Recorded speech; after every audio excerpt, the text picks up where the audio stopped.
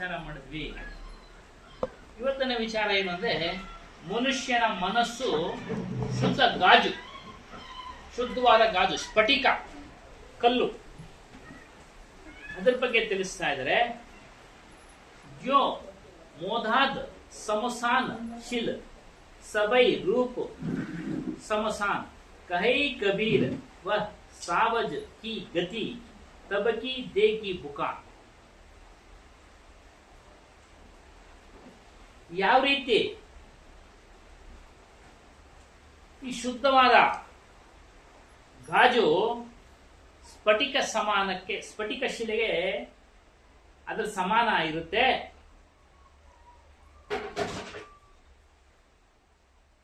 ಆ ಸ್ಫಟಿಕ ಶಿಲೆಯ ಲಕ್ಷಣ ಏನು ಅಂದ್ರೆ, ಅದರ ಸಮೀಪ ಯಾವುದಾದ ಬಣ್ಣದ ವಸ್ತುವನ್ನ ಇಟ್ರೆ ಆ ಬಣ್ಣದ ಪ್ರತಿಬಿಂಬ ಸ್ಫಟಿಕದ ಮೇಲೆ ಬಿದ್ದರೆ ಆ ಸ್ಫಟಿಕ ಅದೇ ರೀತಿ ಕಾಣುತ್ತೆ. ಆ ಕಲರ್, ಕೆಂಪು ಬಣ್ಣದ ವಸ್ತು ಇಟ್ಟು ಅದ್ರ ಬಿಂಬ ಆ ಸ್ಫಟಿಕದ ಮೇಲೆ ಬಿದ್ದರೆ ಕೆಂಪು ಬಣ್ಣದಂತೆ ಕಾಣುತ್ತೆ. ಯಾವುದೇ ಬಣ್ಣ ಇಟ್ಟು ಅದನ್ನ ಇಲ್ಲಿ ಉದಾಹರಣೆ ಕೊಡ್ತಾರೆ. ಅದೇ ರೀತಿಯಾಗಿ ಮನುಷ್ಯನ ಮನಸ್ಸು ಸ್ಫಟಿಕದಂತೆ ಶುದ್ಧವಾಗಿದೆ. ಮನುಷ್ಯನ ಮನಸ್ಸು ಸ್ಫಟಿಕದಂತಿದೆ. ಬಹಳ ಸುಂದರ ಉದಾಹರಣೆ, ಶುದ್ಧ ಗಾಜಿನಂತಿದೆ. ಆ ಮನಸ್ಸಿಗೆ ನಾವು ಏನೇನು ತುಂಬ್ತೀವೋ ಅದರಂತೆ ಅದು ತನ್ನ ವೃತ್ತಿಗಳಂತ, ತನ್ನ ಲಕ್ಷಣಗಳನ್ನ ತೋರಿಸುತ್ತೆ ಮನಸ್ಸು. ಅದಕ್ಕೆ ಮನಸ್ಸಿನ ಬಗ್ಗೆ ಬಹಳ ಅದ್ಭುತವಾಗಿ ಒಂದು ಗ್ರಂಥದಲ್ಲಿ ಹೇಳ್ತಾರೆ. ಈಗ ಆಧ್ಯಾತ್ಮಿಕ ಸಾಧನೆಗೆ ಮನಸ್ಸು ಸಂಬಂಧ ಇದೆಯಪ್ಪ. ಹೇಗೆ? ನೀವು ಸತ್ಸಂಗಕ್ಕೆ ಬರಬೇಕು ಅಂತ ಮನಸ್ಸು ಮಾಡಿದ್ದರಿಂದ ಮಳೆ ಸೇರೋದ್ರೊಳಗಾಗಿ ನೀವು ಬಂದ್ಬಿಡ್ಬೇಕು ಅಂತ ಅನ್ಕೊಂಡ್ವಿ. ಮಳೆ ಬಂದ್ಬಿಡ್ತು, ಆದ್ರೆ ಮನಸ್ಸು ಬದಲಾಯಿಸ್ಲಿಲ್ಲ, ನೇರವಾಗಿ ಬಂದಿದ್ದೀರಾ. ಆ ಮನಸ್ಸಿನ ಮೂಲಕವಾಗಿಯೇ ನಾವು ಮನಸ್ಸನ್ನ ಮೀರಿ ಹೋಗ್ಬೇಕಾಗಿದೆ. ನೋಡಿ ಎಷ್ಟು ಅರ್ಥ. ಮನಸ್ಸಿನ ಮೂಲಕವೇ ನಾವು ಮನಸ್ಸನ್ನ ಮೀರಿ ಹೋಗಬೇಕು, ಆಧ್ಯಾತ್ಮಿಕ ಸಾಧನೆ ಮಾಡಬೇಕು. ಮತ್ತು ಆತ್ಮವನ್ನ, ನಮ್ಮ ಸ್ವರೂಪದ ಅನುಭವವನ್ನ ಮನಸ್ಸಿನ ಮೂಲಕವೇ ಪಡೆಯಬೇಕು ನಾವು. ಬೇರೆ ಸಾಧನ ಇಲ್ಲ ನಮ್ಗೆ. ಉದಾಹರಣೆ, ಒಂದು ಸಿನಿಮಾ ನೋಡ್ತೀವಿ, ಒಳ್ಳೆ ಸಿನಿಮಾ. ಆ ಸಿನಿಮಾದ ಅನುಭವವನ್ನ ಮನಸ್ಸಿನಲ್ಲಿ ನಾವು ತಂದುಕೊಂಡು ಆ ಒಂದು ಚಿತ್ರವನ್ನ ಮೆಲುಕು ಹಾಕ್ತೀವಿ. ಓ, ಈ ಪಾತ್ರ ಚೆನ್ನಾಗಿದೆ, ಈ ದೃಶ್ಯ ಚೆನ್ನಾಗಿದೆ. ಯಾವುದು ಮೆಲ್ಕು ಹಾಕೋದು? ಮನಸ್ಸೇ. ಅದೇ ರೀತಿ ನಮ್ಮ ಸ್ವರೂಪದ ಅನುಭವವನ್ನ ಮನಸ್ಸೇ ಅನುಭವಿಸ್ಬೇಕು. ಅದಕ್ಕೆ ಯಾವುದು ಶುದ್ಧ ಗಾಜಿನಂತೆ ಇದೆ. ಆ ಮನಸ್ಸನ್ನ ಮೀರಿ ಹೋಗ್ಬೇಕು. ಯಾವುದು? ಇವಾಗೆಲ್ಲ ನಮ್ಮ ಮನಸ್ಸೆಲ್ಲ ಕಲುಷಿತ ಆಗಿದೆ, ದುಃಖದಿಂದ ಕೂಡಿದೆ, ದುಃಖದಿಂದ ಕೂಡಿದೆ. ಇಲ್ಲಿ ಹಾಡಿನಲ್ಲಿ ಅದೇ ಹೇಳಿದ್ದು, ಏನೋ, ಮನವೇ ನೀನು ಸ್ಮರಿಸುತ್ತಿರು ಅರಿತು ಗುರುವಿನ ಮರ್ಮ. ಗುರುವಿನ ಮರ್ಮವನ್ನು ಅರಿತು ಮನಸ್ಸೇ ಸ್ಮರಣೆ ಮಾಡಬೇಕು. ಅದಕ್ಕೆ ಸ್ವಾಮಿಗಳಿಗೆ ಹೇಳಿದೆ, ಬೆಳಿಗ್ಗೆ ಎದ್ದು ಪ್ರೇಯರ್ ಮಾಡಿ ಗುರುವಿನ ಸ್ತುತಿ ಬಗ್ಗೆನೇ ನಾವು 2 ಹಾಡು ಹೇಳಿದ್ವಿ ಇವತ್ತು. ಗುರುವಿಗೆ ಎಲ್ಲದಕ್ಕಿಂತ ಎತ್ತರದ ಸ್ಥಾನ ಕೊಟ್ಟಿದ್ದಾರೆ. ಗುರುವಿಗೆ ಯಾಕೆ? ಅವನ ಮೂಲಕವೇ ನಮಗೆ ಉದ್ಧಾರ. ಅವನು ತಿಳಿಸಿಕೊಡತಕ್ಕಂಥ ವಿಚಾರಗಳನ್ನ ನಾವು ಮನಸ್ಸಿನಲ್ಲಿ ಧಾರಣ ಮಾಡಿಕೊಂಡು ಅನುಷ್ಠಾನಗೊಳಿಸಿಕೊಂಡ್ರೆ ಮುಕ್ತಿ, ಬಿಡುಗಡೆ, ಸಂತೋಷ ಎಲ್ಲದರ ಅನುಭವ ಆಗುತ್ತೆ. ಸ್ವಾಮಿ ಹನುಮಾನ್ ಸಾಹೇಬ್ರು ಹೇಳ್ತಾರೆ, ಸಂತೋಷ ಮನುಷ್ಯನಿಗೆ ಸಿಗದೇ ಇದ್ದ ಪಕ್ಷದಲ್ಲಿ ಅದನ್ನ ನಿರಾಕರಿಸ್ತಾನೆ. ಒಂದು ವಸ್ತುವಿನಿಂದ ಸಂತೋಷ ಸಿಗದೇ ಇದ್ದ ಪಕ್ಷದಲ್ಲಿ ಆ ವಸ್ತುವನ್ನ ನಿರಾಕರಿಸ್ತಾನೆ. ಹೆಂಡತಿಯಿಂದ ಸಂತೋಷ ಸಿಗದೇ ಇದ್ರೆ, ಗಂಡನಿಂದ ಹೆಂಡತಿಗೆ, ಹೆಂಡತಿಯಿಂದ ಗಂಡನಿಗೆ ನೋಡಿ ನಿರಾಕರಿಸ್ತಾರೆ. ಅದನ್ನ ನಾವು ನೋಡ್ತಾ ಇದ್ದೀವಿ. ಇದೇ ಮಾತನ್ನ ಹೇಳಿದ್ರು ಅವರು. ನಾವು ನೋಡ್ತಾ ಇದೀವಿ ಇವತ್ತೊಂದು ದಿವಸ, ಅದು ಇನ್ನೂ ಹೆಚ್ಚಾಗಿ ನೋಡ್ತಾ ಇದೀವಿ ಇವತ್ತೊಂದು ದಿವಸ ನಾವು, ಅಲ್ವರಾ? ಅದೇ ರೀತಿ ಮಕ್ಕಳಿಂದ ಸಂತೋಷವನ್ನ ನಾವು ನಿರೀಕ್ಷೆ ಮಾಡ್ತೀವಿ. ಆ ಸಂತೋಷ ಸಿಕ್ಕಿದಾಗ ಮಾತ್ರ ಮಕ್ಕಳನ್ನ ಸ್ವೀಕರಿಸ್ತೀವಿ. ಬೆಳೆದು ದೊಡ್ಡವರಾದ ಮೇಲೆ ಇಲ್ಲ ಅಂದ್ರೆ ನಿರಾಕರಿಸ್ತೀವಿ. ನಿನ್ನೆ ಘಟನೆ ಹೇಳ್ತಾ ಇದ್ದೆ, ನಿನ್ನೆ ಬೆಳಿಗ್ಗೆ ಹೇಳಿದ್ರು, ಆಗಲೇ ಹೇಳ್ತಾ ಇದ್ದೆ. ಮಹಾರಾಷ್ಟ್ರದಲ್ಲಿ ನಡೆದಂತ ಘಟನೆ. ಆ ಹುಡುಗ ಸುಮಾರು ಒಂದು 17-18 ವರ್ಷದ ಹುಡುಗ, ಡಿಗ್ರಿ ಓದ್ತಾ ಇರ್ಬೋದೇನೋ, ಬೆಟ್ಟದ ತುದಿಗೆ ಹೋಗ್ಬಿಟ್ಟು ನನಗೆ ಐಫೋನ್ ಬೇಕು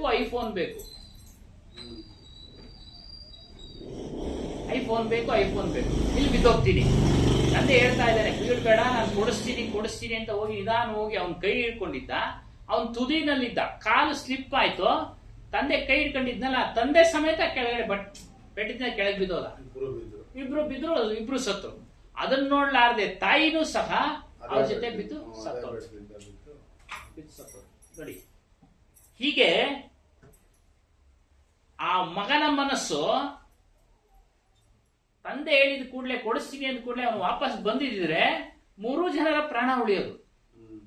ನೋಡಿ, ಮನಸ್ಸು ಎಷ್ಟು ಕೆಲಸ ಮಾಡಿಸುತ್ತೆ. ಇದು ಒಂದು ರೀತಿಯಲ್ಲಿ ಪ್ರಾರಬ್ಧನೂ ಅನ್ಬೋದು. ಅದನ್ನೇ ಹೇಳಿದ್ರು ಅಮ್ಮ ಅವರು, ಪ್ರಾರಬ್ಧ ಅದು ಸೇರಿದೆ ಎಲ್ಲ. ಮಲ್ಟಿ ಸ್ಟೋರ್ ಬಿಲ್ಡಿಂಗ್ ಹೆಂಗೆ ಇಡ್ತೀವೋ, ಎಲ್ಲ ಮುಳುಗ್ದಾಗ ಹೆಂಗೆಲ್ಲ ಸಾಯ್ತಾರೋ, ಅದೆಲ್ಲ ಬಿದ್ದೋದಾಗ ಅದೇ ರೀತಿ ಅವರ 3 ಜನರ ಕರ್ಮ ಅಲ್ಲಿ ಸಮ್ಮಿಲನ ಆಯ್ತು, ಅವರು ತೀರೋದ್ರು ಒಂದೇ ಸಮಯ. ಈ ರೀತಿಯಾಗಿ ಮನಸ್ಸಿನ ಮೂಲಕವೇನೆ ಸಂತೋಷನ ಅನುಭವಿಸ್ಬೇಕು. ಮನಸ್ಸಿನಿಂದಲೇ ಸೆಣಸುತ್ತಲೇ ಅಂದ್ರೆ ಹೋರಾಟ ಮಾಡ್ತಾ ಮನಸ್ಸನ್ನ ಮೀರಿ ಹೋಗ್ಬೇಕು. ಅಂದ್ರೆ ಮನಸ್ಸನ್ನ ಮೀರಿ ಆತ್ಮದ ಕಡೆಗೆ ನಾವು ತೆಗೆದುಕೊಂಡು ಹೋಗ್ಬೇಕು ನಮ್ಮ ಮನಸ್ಸನ್ನ.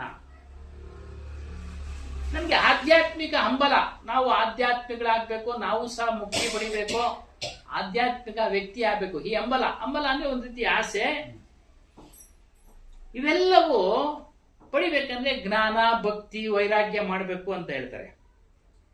ಇವೆಲ್ಲವೂ ಮನಸ್ಸಿನಲ್ಲೇ ಮಾಡಬೇಕು. ನಾವು ಜ್ಞಾನವನ್ನ ತಿಳಿತಾ ಇದೀವಿ. ಇವಾಗ ನಾವು ತಿಳಿದ್ವಿ, ನಮ್ಮ ಗುರುಗಳಿಂದ ವಿಚಾರ ಮಾಡ್ತಾ ಇದೀವಿ, ಚರ್ಚೆ ಮಾಡ್ತಾ ಇದೀವಿ. ಮನಸ್ಸಿನ ಮೂಲಕ ನಾವು ಬಾಯಿ ಎಂಬ ಕರ್ಮೇಂದ್ರಿಯ ಮೂಲಕ ಅದನ್ನ ಹೊರಗಡೆ ಇಡ್ತಾ ಇದೀವಿ. ಇವರು ಸಹ ಪ್ರಶ್ನೆಗಳನ್ನ ಮೊದಲು ಮನಸ್ಸಿನಲ್ಲಿ ಉದ್ಭವ ಆಗತ್ತೆ ಅಲ್ಲ ಸ್ವಾಮಿ? ಮನಸ್ಸಿನಲ್ಲಿ ಉದ್ಭವ ಆದಾಗ ಬಾಯಿಯ ಮೂಲಕ ಅದನ್ನು ಹೊರಗಡೆ ಇಡ್ತಾರೆ. ನೋಡಿ, ಮನಸ್ಸು ಈ ಎಲ್ಲ ಹಂಬಲ ಎಲ್ಲ ಇರೋದೇ ಇಲ್ಲೇ. ಭಕ್ತಿ, ನಾವು ಜ್ಞಾನ ಮಾಡಬೇಕು, ಭಕ್ತಿ ಮಾಡಬೇಕು, ವೈರಾಗ್ಯ ಮಾಡಬೇಕು ಅನ್ನೋದೆಲ್ಲ ಉತ್ಪತ್ತಿ ಆಗುತ್ತೆ ಅಂದ್ರೆ ಮನಸ್ಸಿನಲ್ಲಿ. ವಿದ್ಯಾರ್ಥಿಗಳಿಗೆ ಹೇಳ್ತೀವಲ್ವಲ್ಲ, ಮನಸ್ಸಿಟ್ಟು ಹೋದ್ರು, ನಮ್ಮ ತಂದೆ ತಾಯಿಗಳು ನಮ್ಗೆ ಹೇಳ್ತಾ ಇದ್ರಲ್ವಾ, ಮನಸ್ಸಿಟ್ಟು ಓದಿ ಅರ್ಥ ಆಗತ್ತೆ, ಮನಸ್ಸಿಟ್ಟು ಓದ್ದೇ ಇದ್ರೆ ಅರ್ಥ ಆಗೋದಿಲ್ಲ ಪಾಠ ಅಂತ ಹೇಳ್ತಾ ಇದ್ರು ಅಲ್ವರಾ? ಎಲ್ಲ ವಿದ್ಯಾರ್ಥಿಗಳಿಗೆ, ಶಿಕ್ಷಕರಿಗೂ, ಅವರು ಇವರು ಎಲ್ಲರೂ. ಒಟ್ಟಾರೆ ಮನಸ್ಸಿನಲ್ಲೇ ಎಲ್ಲ ಇದೆ. ಮನಸ್ಸಿನನ್ನು ನಾವು ಮೀರಿ ಹೋಗ್ಬೇಕು. ನಮ್ಮ ಆಧ್ಯಾತ್ಮ ಜೀವನ ಆಗಿರ್ಬೋದು, ಲೌಕಿಕ ಜೀವನಗಳಾಗಿರ್ಬೋದು, ಮನಸ್ಸನ್ನೇ ಅವಲಂಬಿಸಿದೆ. ನೋಡಿ, ಪ್ರತಿಯೊಬ್ಬರಿಗೂ, ಜ್ಞಾನಿ ಆದವನಿಗೂ ಸಹ ಮನಸ್ಸು ಇದೆ, ಅಜ್ಞಾನಿ ಆದವನ ಹತ್ರನೂ ಮನಸ್ಸಿದೆ, ವಿದ್ಯಾವಂತನಲ್ಲೂ ಮನಸ್ಸಿದೆ, ಎಲ್ಲರಲ್ಲೂ ಮನಸ್ಸಿದೆ, ಪ್ರಾಣಿಗಳಲ್ಲೂ ಇದೆ. ಆದರೆ ಮನುಷ್ಯನಲ್ಲಿ ವಿಶೇಷ ಏನು ಅಂದ್ರೆ, ಆ ಮನಸ್ಸಿನ ಮೂಲಕ ಸತ್ಯಾಸತ್ಯಗಳನ್ನ ವಿಚಾರ ಮಾಡತಕ್ಕಂತ ಆಲೋಚನಾ ಶಕ್ತಿ ಮನಸ್ಸಿನಲ್ಲೇ ಇದೆ. ಆಲೋಚನಾ ಶಕ್ತಿ ಮನಸ್ಸಿನಲ್ಲೇ ಇದೆ. ಮನುಷ್ಯ ಅಂದ್ರೆ ಮನಸ್ಸನ್ನು ಹೊಂದಿರುವವನೇ ಮನುಷ್ಯ. ಆ ಮನಸ್ಸಿನ ಮೂಲಕ ಎಲ್ಲಾ ಕಾರ್ಯ ಚಟುವಟಿಕೆಗಳನ್ನ, ದಿನನಿತ್ಯದ ಕಾರ್ಯ ಚಟುವಟಿಕೆಗಳನ್ನ ಮಾಡ್ತಾನೆ. ಮೊದಲು ಅವನು ಏನು ಗೊತ್ತಿರೋದಿಲ್ಲ ಈ ಕಾರ್ಯ ಚಟುವಟಿಕೆಗಳ ಬಗ್ಗೆ. ಬೆಳೆದಂತೆಲ್ಲ ತಂದೆ ತಾಯಿಗಳ ಮೂಲಕ, ಗುರುಗಳ ಮೂಲಕ, ಸಮಾಜದ ಮೂಲಕ, ಸಮುದಾಯದ ಮೂಲಕ ಎಲ್ಲವನ್ನ ಅರ್ತು ನಡ್ಕೊಳ್ತಾನೆ. ಸಮಾಜಕ್ಕೆ ಅನುಗುಣವಾಗಿ ನಡ್ಕೊಳ್ತಾನೆ. ಮನಸ್ಸಿನಲ್ಲಿ ನಾನು ಹಿಂಗ್ ನಡ್ಕೊಳ್ಬೇಕಪ್ಪ ಅಂತೇಳಿ ತೀರ್ಮಾನ ಮಾಡ್ಕೊಳ್ತಾನೆ. ಸಮುದಾಯದ ಜೊತೆ ನಡ್ಕೊಳ್ತಾನೆ. ಎಲ್ಲ ಮನಸ್ಸು ತೀರ್ಮಾನ ಮಾಡುತ್ತೆ. ಈ ಮನಸ್ಸನ್ನ ಮೀರಿದ್ದು ಆತ್ಮ. ಅದರ ಅನುಭವ ಆಗ್ಬೇಕಾದ್ರೂ ಸಹ ಮನಸ್ಸೇ ಕಾರಣ. ಮನಸ್ಸಿನಲ್ಲಿ ಅದರ ಅನುಭವ ಆಗೋದು. ಬೇರೆ ಬೇರೆ ಏನು ವಸ್ತು ಇಲ್ಲ ಅನುಭವ ಆಗೋದಿಕ್ಕೆ. ಸರ್ವೇಷು ಸುಖ ದುಃಖೇಶು ಸರ್ವಾಸು ಕಲನಾಸು ಚ ಮನಃ ಕರ್ತೃ ಮನೋಭಕ್ತೃ ಮಾನಸಂ ವಿದ್ಧಿ ಮಾನವಂ. ನೋಡಿ, ಎಲ್ಲಾ ಸುಖ ದುಃಖ ವಿಷಯಗಳಲ್ಲಿಯೋ ಎಲ್ಲಾ ರೀತಿಯ ಚಟುವಟಿಕೆಗಳಲ್ಲಿಯೋ ಮನಸ್ಸೇ ಕರ್ತೃ. ನೋಡಿ, ಕರ್ತೃ ಅಂದ್ರೆ ಮಾಡೋನು, ಭೋಕ್ತೃ ಅಂದ್ರೆ ಅನುಭವಿಸೋನು. ಮನಸ್ಸೇ ಅನುಭವಿಸೋದು. ದೇಹಕ್ಕಾಗತಕ್ಕಂತ ನೋವನ್ನ ಮನಸ್ಸೇ ಅನುಭವಿಸೋದು. ದೇಹಕ್ಕಾಗತಕ್ಕಂತ ನೋವು ಮನಸ್ಸಿಗೆ ಅರಿವಾಗೋದು. ಮೊದಲು ಮನಸ್ಸಿಗೆ. ಅದರಿಂದ ಮಾನವನೆಂದರೆ ಮನಸ್ಸೆಂದೇ ತಿಳಿ.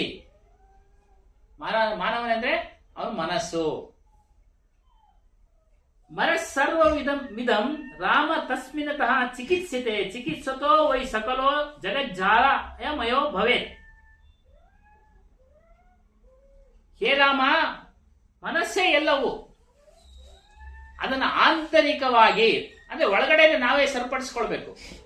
ಅದೇನು ಕೈ ಸಿಗೋದಿಲ್ಲ. ಊಟ ಮಾಡ್ತೀವಿ, ಪಾತ್ರೆ ತೊಳಿತೀವಿ, ಕೈ ಸಿಕ್ಕಿದ ವಸ್ತು. ಮನಸ್ಸು ಕೈ ಸಿಗೋದಿಲ್ಲ.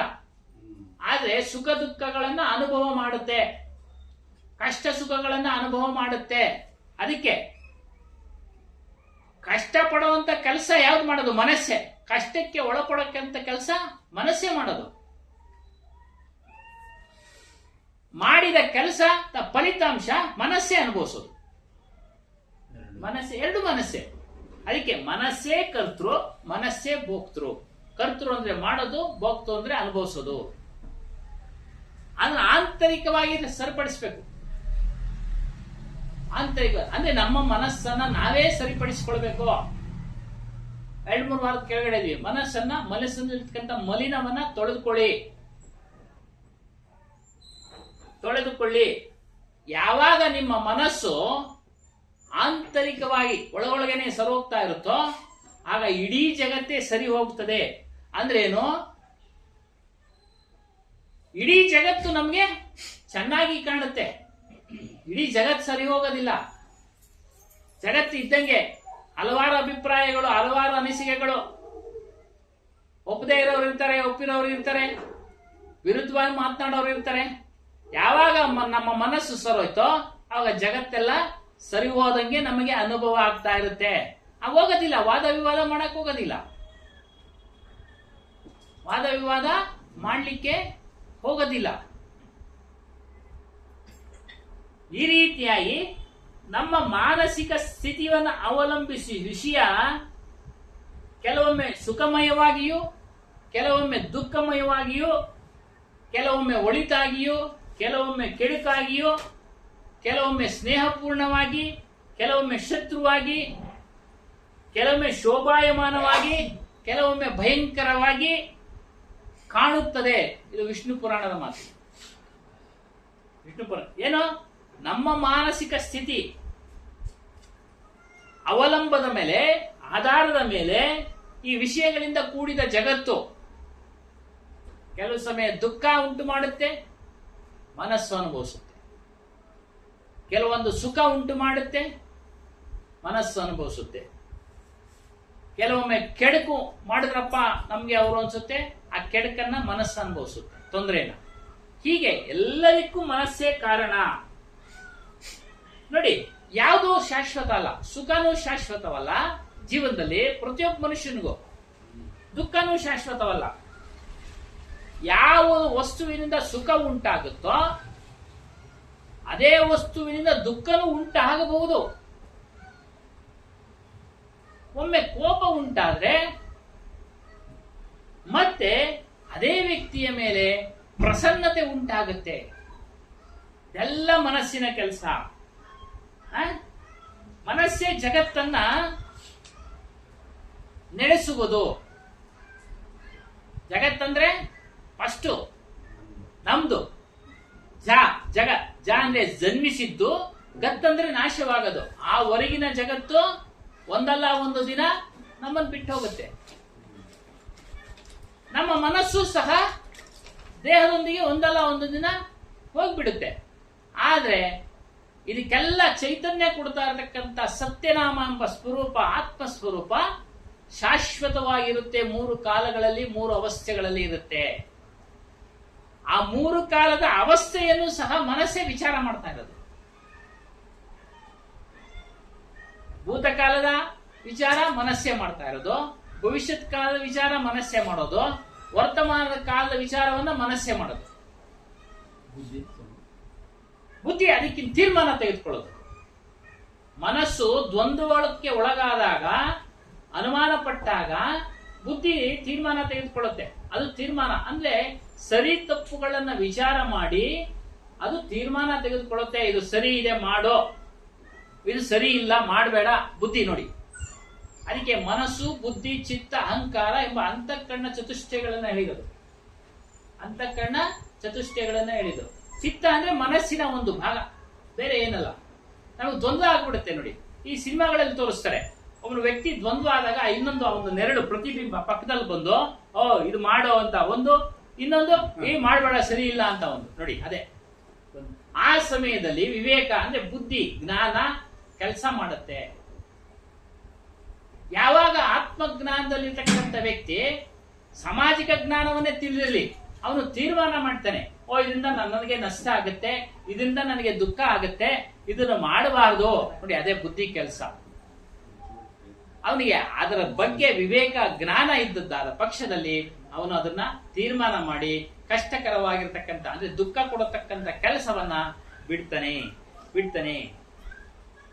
ಆಂತರಿಕ ಬದಲಾವಣೆ ನೋಡಿ. ವಿವಿಧ ಘಟನೆಗಳು ಜಗತ್ತಿನಲ್ಲಿ ನಮ್ಮ ಮನಸ್ಸಿನ ಮೇಲೆ ನಡೀತಾ ಇರತಕ್ಕಂಥ ವಿವಿಧ ಘಟನೆಗಳು ನಮ್ಮ ಮನಸ್ಸಿನ ಮೇಲೆ ಅನೇಕ ಪರಿಣಾಮಗಳನ್ನ ಬೀರ್ತವೆ.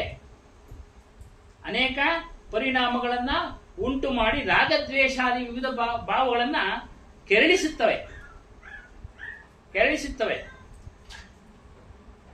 ಮತ್ತು ಆಧ್ಯಾತ್ಮಿಕ ಸಾಧನೆಗೂ ಅಡಚಣೆ ಮಾಡ್ತವೆ. ಆಧ್ಯಾತ್ಮಿಕ ಸಾಧನೆಗೂ ಅಡಚಣೆ ಮಾಡ್ತವೆ. ಚರ್ಚೆ ಮಾಡ್ತಾ ಇರ್ತೀರಾ ಅಂತ ಹೇಳ್ತೀರಲ್ಲ ಸ್ನೇಹಿತರು, ಅವ್ರಿಗೆ ಒಪ್ಪಿಲ್ಲ ಅದು. ಆಗೇನ್ ಮಾಡ್ತಾರೆ, ಇದನ್ನ ಖಂಡನೆ ಮಾಡ್ತಾರೆ. ಖಂಡನೆ ಮಾಡಿದಾಗ ನಿಮ್ಮಲ್ಲೂ ಸಹ ಸಂಶಯ ಉದ್ಭವ ಆಗ್ಬಿಡುತ್ತೆ. ಆಗ ಏನಾಗುತ್ತೆ ಅಂದ್ರೆ, ಯಾವಾಗ ಸಂಶಯ ಉದ್ಭವ ಆಯ್ತೋ ನಮ್ಮ ಆಧ್ಯಾತ್ಮಿಕ ಸಾಧನೆಗೆ ಅಡಚಣೆಗಳಾಗ್ತವೆ. ಹಾಗಾಗಿ ನಾವೇನ್ ಮಾಡ್ಬೇಕು, ನಮ್ಮ ಬುದ್ಧಿಯ ಕೈಗೆ ಮನಸ್ಸನ್ನ ಕೊಟ್ಟು ತೀರ್ಮಾನ ತೆಗೆದುಕೊಳ್ಬೇಕು, ಅಥವಾ ಇಲ್ಲಿ ಚರ್ಚೆ ಮಾಡಿ ಬಗೆಹರಿಸಿಕೊಳ್ಬೇಕು. ಮನಸ್ಸಿನ ಸಮತೋಲನ ಆಧ್ಯಾತ್ಮಿಕತೆಗೆ ಸಾಧನೆಗೆ ಅತ್ಯಂತ ಅವಶ್ಯಕ. ಸಮತೋಲನ ಅಂದ್ರೆ ಕಂಟ್ರೋಲ್ ಇರಬೇಕು, ಕದಲಬಾರದು.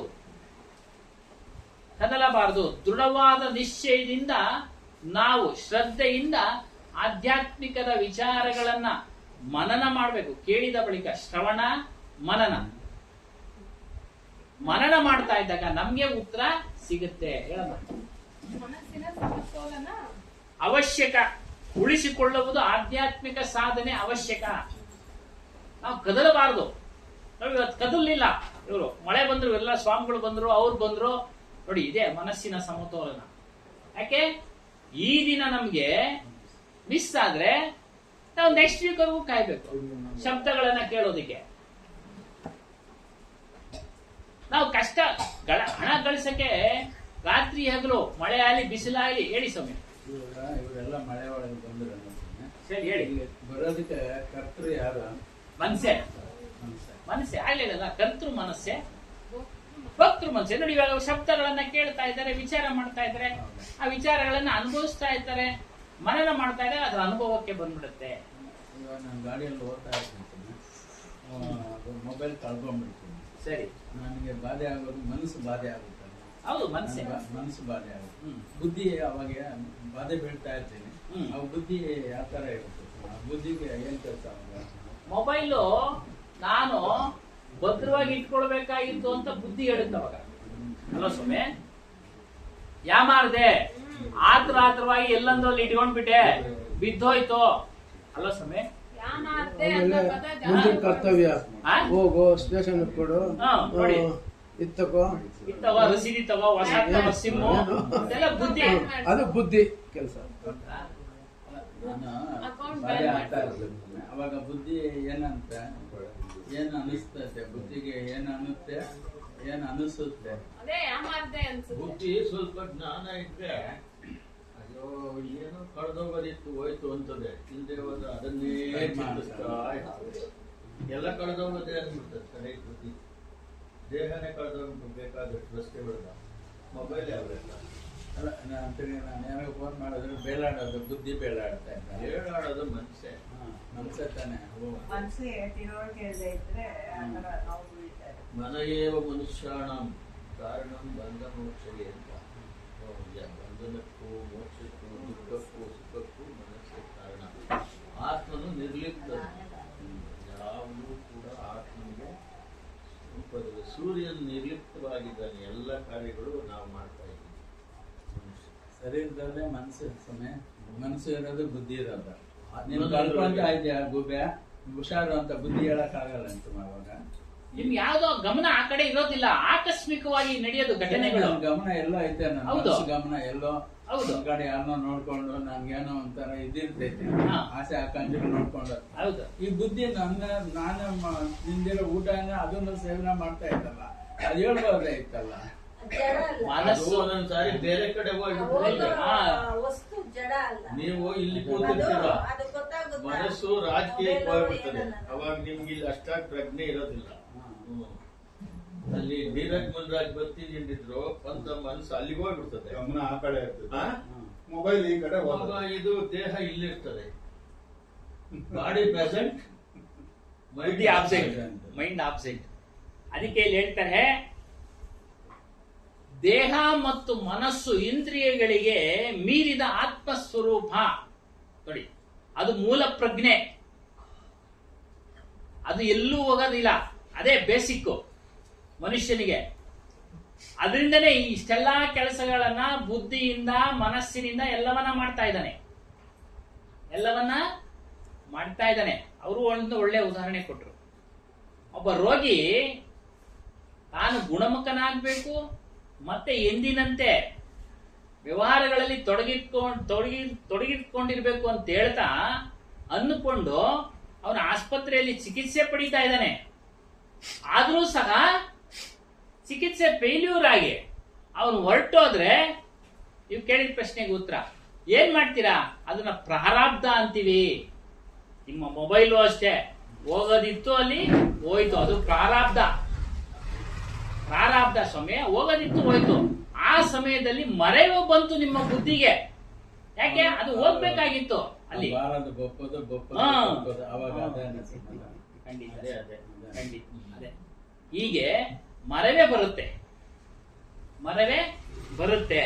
ಆ ಮರವೇನೆ ಪ್ರಾರಬ್ಧ ಅನ್ಕೊಂಡು ಹೇಳಿ ಉದಾಹರಣೆ ಕೊಟ್ಬಲ್ಲ. ರೋಗಿ ಅವನಿಗೆ ಆಸೆ ಇದೆ, ಬದುಕಬೇಕು, ಚೆನ್ನಾಗಿರ್ಬೇಕು, ನಾನು ಹೆಂಡತಿ ಮಕ್ಕಳನ್ನ ಇರ್ಬೇಕು ಅಂತ ಹಾಸ್ಪಿಟ್ಲಿಗೆ ಸೇರ್ಕೊಳ್ತಾನೆ. ಕಾಯಿಲೆ ಇದೆ, ವಾಸಿ ಮಾಡ್ಕೊಳ್ಬೇಕು ಅಂತಾನೆ. ವಾಸಿ ಆಗೋದಿಲ್ಲ, ಡಾಕ್ಟರ್ ಪ್ರಯತ್ನ ಪಟ್ರು. ಕೆಲವರು ಅದಕ್ಕೆ ಡಾಕ್ಟರ್ ಹೇಳ್ತಾರಲ್ಲ, ನಮ್ಮ ಪ್ರಯತ್ನ ನಾವು ಮಾಡಿದೀವಮ್ಮ, ಉಳಿದಿದ್ದು ಭಗವಂತನದು ಅಂತಾರೆ. ಸುಮ್ಮನೆ ಉಳಿದಿದ್ದು ಭಗವಂತನದು. ಪೇಷಂಟ್ ಸಕ್ಸಸ್, ಪೇಷಂಟ್ ಡೆತ್ ಅಂತ ಹಾಗೆ ಅದಕ್ಕೆ ಅದರಿಂದ ಪ್ರಾರಬ್ಧ. ನಿಮ್ ಮೊಬೈಲ್ ಅಲ್ಲಿ ಹೋಗ್ಬೇಕಾಗಿತ್ತು, ಏನೋ ಕಾರಣ ಅಷ್ಟೇ. ಬುದ್ಧಿ ಅಲ್ಲೋ ಹೋಯ್ತೋ ಇಲ್ಲೋ ಹೋಯ್ತೋ, ಅದು ಕಾರಣ. ಕಾರಣ ಅಷ್ಟು ಎಚ್ಚರ ಅಷ್ಟೇ. ಇದ್ರೆ ನಾವು ಯಾರು ಏನು ಕಳ್ಕೊಳ್ತಿರಲ್ಲ.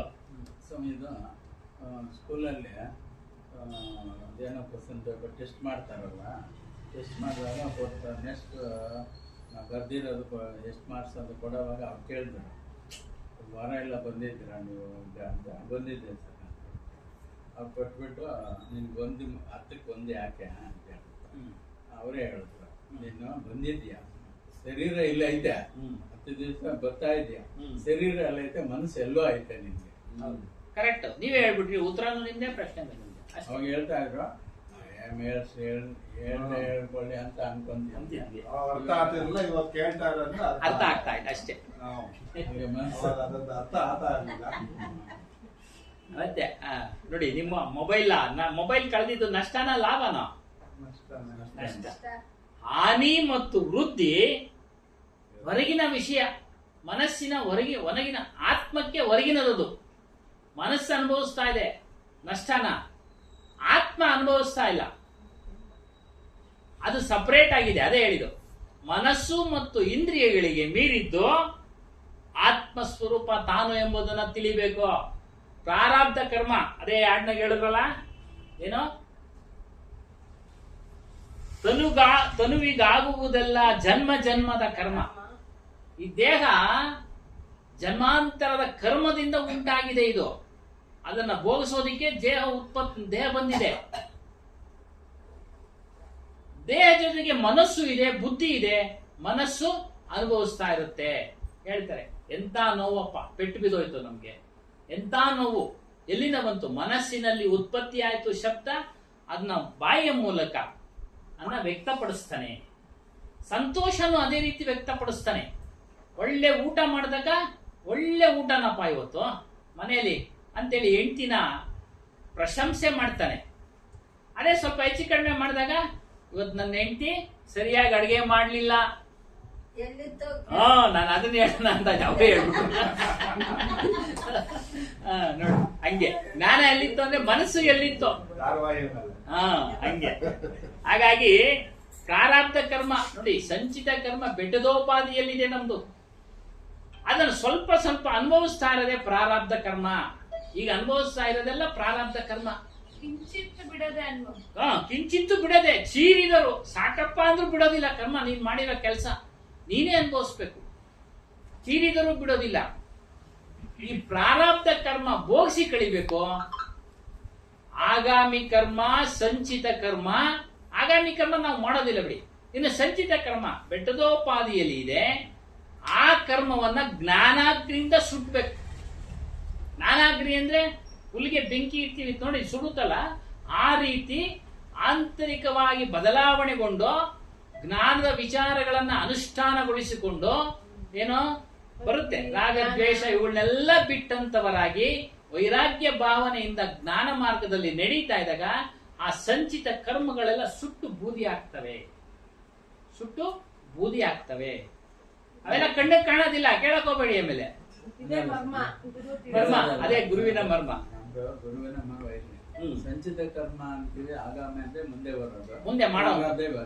ಸಂಚಿತ ಕರ್ಮ ಇವಾಗ ಸಂಚಿತ ಇಲ್ಲಿ ಹಾಕ ನೋಡಿ. ಸಂಚಿತ ಕರ್ಮ ಬೆಟ್ಟದೋಪಾದಿಯಲ್ಲಿದೆ, ಇನ್ನು ಇದೆ, ಬ್ಯಾಲೆನ್ಸ್ ಇದೆ.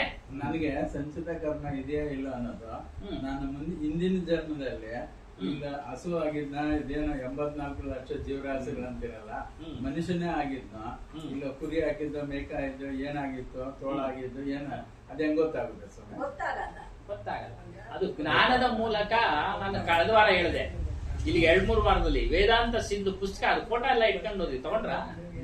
ನೀಲಿ ಒತ್ತಿಗೆ ಅಂದ್ರೆ ನೀಲಿ ಪೇಪರ್ ಇರತಕ್ಕಂಥ ನೀಲಿ ರ್ಯಾಪರ್, ಅದ್ರಲ್ಲಿ ಹಾಕಿದಾರೆ ನೋಡಿ. ಗರ್ಭಾಶಯದಲ್ಲಿರುವಾಗ ಎಲ್ಲಾ ಕರ್ಮಗಳ ವಿಚಾರ, ಹಿಂದಿನ ಜನ್ಮಗಳ ವಿಚಾರಗಳೆಲ್ಲ ನೆನಪಿಗೆ ಬರ್ತಾ ಇರ್ತವೆ ಅಂತ ಅವ್ರು ಹೇಳಿದ್ದಾರೆ. ಅದ್ರ ಮೂಲಕ ಅದನ್ನ ನಾವು ನಂಬಲೇಬೇಕು. ಮತ್ತೆ ಈಗ ಅನುಭವಿಸ್ತಾ ಇರೋದಕ್ಕೆ ಯಾಕೆ ಅವ್ರು ಸುಖವಾಗಿದ್ದಾರೆ, ನಾವ್ಯಾಕೆ ಕಷ್ಟವಾಗಿದ್ದೀವಿ ವಿಚಾರ ಮಾಡ್ಬೇಕು ತಾನೆ. ಯಾಕೆ ನಾವು ಕಷ್ಟಪಟ್ಟರು ಸಹ ನಮ್ಗೆ ದಕ್ಕತಾ ಇಲ್ಲ ನೋಡಿ. ಅವ್ನು ಸುಖವಾಗೆಲ್ಲ ದಕ್ಕಿಸ್ಕೊಳ್ತಾ ಇದೆ ಅಂತ ವಿಚಾರ ಮಾಡಿದಾಗ ಏನಾಗುತ್ತೆ, ಜ್ಞಾನಿಗಳು ಹೇಳಿದ ಮಾತುಗಳು ನಮ್ಗೆ ವಿವೇಚನೆಗೆ ಬರ್ತವೆ. ಓ, ಅವ್ರವ್ರ ಪ್ರಾರಬ್ಧ ಕರ್ಮ ಅಂದ್ರಪ್ಪ, ನನಗೆ ಇಷ್ಟೇ ಲಭ್ಯ. ಜನ್ಮದ್ದೆಲ್ಲ ಬಂದ್ಬಿಟ್ರೆ ಇವಾಗ ಇನ್ನೂ ಕಷ್ಟಗಳು ಜಾಸ್ತಿ ಆಗುತ್ತದೆ. ಇವರು ಯಾವ್ದೋ ಕೆಟ್ಟ ಪ್ರಾಣಿ ಆಗ್ಬಿಟ್ಟಿದ್ರು, ಅದೇ ಸಂಸ್ಕಾರ ಅಂತ ನಾನ್ ನಿಮ್ಮನ್ನ ಅಂತೀನಿ. ನೀವು ಜಗಳಗಳಾಗುತ್ತೆ. ತುಂಬಾ ಅಭಿಮಾನವಾಗಿದ್ರು ಒಂದ್ ಸೆಕೆಂಡ್. ಅದು ನೋಡಿ ಒಬ್ಬ ಆಂಟಿ ಸಹಿಸ್ಲಿಲ್ಲ, ಎದುರು ಮನೆಯವಳು, ಹೊಸದ ಮದ್ವೆ ಆಗಿದ್ದವ್ರನ್ನ. ಏನ್ ಮಾಡ್ಬಿಟ್ಟು ಆ ಹುಡುಗ ಕೆಲ್ಸದಿಂದ ಬರೋವಾಗ ಬಾರಪ್ಪ ಇಲ್ಲಿ ಅಂದ್ಲು. ಬಾಗ್ಲೆ ನಿಂತ್ಕೊಂಡು ಬಂದ. ಏನು ನಿನ್ನ ಹೆಂಡತಿ ಪರವಾಗಿಲ್ವೋ ಅಂದ್ರು. ಒಳ್ಳೆ ಹುಡುಗಿ ಆಂಟಿ ಅಂದಾಗ ಅವಳು ಅಸೂಯೆಯಿಂದ ಏನ್ ಒಳ್ಳೆ ಹುಡುಗಿ ಅಂತೀಯ, ಅವಳ ಹಿಂದಿನ ಜನ್ಮದಲ್ಲಿ ನಾಯ ಇಟ್ಟಿದ್ಲು ಅಂತ ಅವ್ರಿಗೆ ಹೇಳ್ಬಿಟ್ಲು. ಆ ಹುಡುಗಿನ ಕರ್ದ್ಲು ಅವನ ಇಲ್ದಾಗ ಬಾಯಿಲಿ. ಏನಮ್ಮ ನಿಮ್ಮ ಯಜಮಾನ ಪರವಾಗಿಲ್ಲ, ಎಂತ ಒಳ್ಳೆ ಆಂಟಿ ಅಂದ್ಲಿ ಅಮ್ಮ. ಅವಾಗ ಆಕೆಗೆ ಏನ್ ಹೇಳ್ಬಿಟ್ಲು ಅಂದ್ರೆ, ಹಿಂದಿನ ಜನ್ಮದಲ್ಲಿ ಅವಳು ಉಪ್ಪಾರನೊಳಾಗಿದ್ಲು. ಅವನು ಎಂತದ್ದು ಇದು ಅಂತ ಹೇಳ್ಬಿಟ್ಲು. ಇವ್ರಿಗೆ ಮನಸ್ಸಿನ ನಿಂತೋಯ್ತು. ಹೆಂಗ್ ಕಂಡುಹಿಡಿಯೋದು? ಒಂದಿಕ್ಕ ರಾತ್ರಿ ಸ್ವಲ್ಪ ಎಚ್ಚರವಾಗಿರೋ ನೀನು, ರಾತ್ರಿಗೆ ನಿನ್ ಮರಿಯೆಲ್ಲ ಅವಳು ನಾಕ್ತಾ ಇರ್ತಾಳೆ ನಾಯಿ ಅಂತ ಅವಳಿಗೆ ಹೇಳಿಳು, ಇವನಿಗೆ ಹೇಳಿಳು, ಸ್ವಲ್ಪ ಎಚ್ಚರವಾಗಿರು, ನಿನ್ನನ್ನು ಅವನು ಏನೋ ಹೇಳ್ಬಿಟ್ಲು, ಉಪ್ಪಾರೋಳು ಒಂದು ಉಪ್ಪಾಗಿ ಏನೋ ಅದೇ ಅಂತ ಹೇಳ್ಬಿಟ್ಲು. ಅದೇ ಕೆಲಸವಾಗಿ ರಾತ್ರಿ ಇಬ್ರು ನಿದ್ದೆ ಮಾಡಿದ್ರು, ಸುಮ್ಮನೆ ನಾಟಕ ಮಾಡೋದು ನಿದ್ದೋದಂಗ. ಈ ಅಮ್ಮ ಅವನ ಮೈ ನೆಕ್ತಿದ್ಲು, ಓ ಅಜ್ಜಿ ಹೇಳಿದ್ ನಿಜ ಅಂದ್ಬಿಟ್ಟು. ಆಮೇಲೆ ಅವನೇನ್ ಮಾಡ್ತಾವನೆ ಅದೇನೋ ಸ್ವಲ್ಪ ಮರ್ತೋಗಿ ಸಾಕು ಬಿಡಿ ಸರ್. ಆವಾಗ ಇಬ್ಬರಿಗೂ ಜಗಳ ಬಂದ್ಬಿಡ್ತು. ಇದು ಯಾಕೆ ಬಂತು ಅಂದ್ರೆ ಹಿಂದಿನ ಜನದಾಗ ಹಂಗಾಗಿದ್ಲು ಅಂತ ಮನಸ್ಸು ತೊಂದ್ರೆ. ಅದು ನನ್ಗೆ ಇದೆಲ್ಲ ಮರ್ತೋಗಿರೋದು ಬಹಳ ಒಳ್ಳೇದು. ಇವಾಗ ಇನ್ನೊಂದು ವಾರ ಈ ಜನ್ಮಕ್ಕೆ ಮತ್ತೆ ನಮ್ಗೆ ಎಷ್ಟು ಅನುಕೂಲ. ಇವತ್ತಿರೋ ಕಷ್ಟ ಇನ್ನೊಂದು 10 ದಿನ ಹಂಗೇ ಇರ್ತದೆ, ಬದುಕಕ್ಕಾಗಲ್ಲ. ಮತ್ತೆ ಆತ್ಮಹಾನಿ ಬಗ್ಗೆ ಹೇಳ್ತಾರೆ. ಆತ್ಮಹಾನಿ ನಿಜವಾದ ಹಾನಿ ಅಂದ್ರೆ ಆತ್ಮನನ್ನ ತಿಳಿದೇ ಹೋದ ಪಕ್ಷದಲ್ಲಿ ನಮಗೆ ನಿಜವಾಗ್ಲೂ ನಷ್ಟ. ಹಾನಿ ಅಂದ್ರೆ ನಷ್ಟ.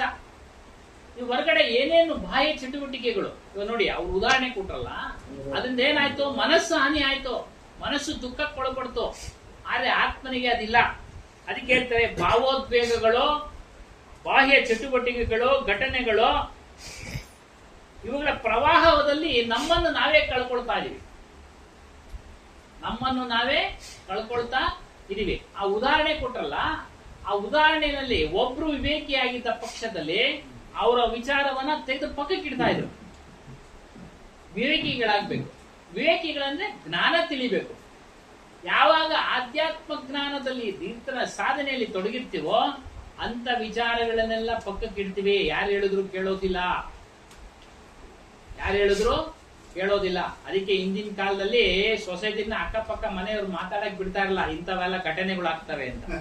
ಏನ್ ಸಮಯ ಅರ್ಥ ಆಯ್ತಾ? ಮಾತಾಡಕ್ಕೆ ಬಿಡ್ತಾ ಇರಲ್ಲ. ಇಲ್ಲಿ ಮುಂದಕ್ಕೆ ಬರೋಣ. ಇವೆಲ್ಲ ಈ ಎಲ್ಲಾ ಬಾಹ್ಯ ವಿಷಯಗಳಿಂದ ನಮ್ಗೆ ಏನೇನ್ ಸುಖ ಸಿಗ್ತಾ ಇದೆಯೋ, ದುಃಖ ಸಿಗ್ತಾ ಇದೆಯೋ, ಎಲ್ಲ ಹೊರಗಿನ ವಿಷಯಗಳಿಂದ ಆಂತರಿಕದಲ್ಲಿ ಅವನ್ನೆಲ್ಲ ತುಂಬಕ್ಕಾಗಲ್ಲ. ಆಂತರಿಕವಾಗಿ ನಾವು ಶಾಂತಿಯಿಂದ ಇರಬೇಕು ಅಂದ್ರೆ ಶಾಂತಿನ ಅದನ್ನ ಶಾಂತಿ ಪಡೆಯಕ್ಕಾಗಲ್ಲ ಅವುಗಳಿಂದ. ಆಧ್ಯಾತ್ಮಿಕ ಸಂಪನ್ಮೂಲ ಅಂದ್ರೆ ಸಂಪತ್ತು, ಅದರಿಂದ ಮಾತ್ರ ಸಾಧ್ಯ ನಮ್ಗೆ ಆಂತರಿಕ ಶಾಂತಿ. ಆಂತರಿಕ ಶಾಂತಿ ಸಿಗ್ಬೇಕು ಅಂದ್ರೆ ಇಂತಹ ಸತ್ಸಂಗಗಳನ್ನ ನಿರಂತರವಾಗಿ ಮಾಡ್ತಾ ಇರ್ಬೇಕು. ಕೆಲಸ ಕಾರ್ಯ ಬಿಟ್ಟು ಮಾಡಿ ಅಂತ ಹೇಳ್ತಾ ಇಲ್ಲ. ಸಮಯ ಸಿಕ್ಕದಾಗೆಲ್ಲ ನಾವು ಸತ್ಸಂಗವನ್ನ ಮಾಡ್ತಾ ಇರ್ಬೇಕು. ಆತ್ಮ ವಿಚಾರ ತಿಳಿತಾ ಇರ್ಬೇಕು. ಇಲ್ಲಿ ಏನೇನು ಹೇಳ್ತಾರೋ ಅದನ್ನ ಮನನ ಮಾಡ್ತಾ ಇರ್ಬೇಕು.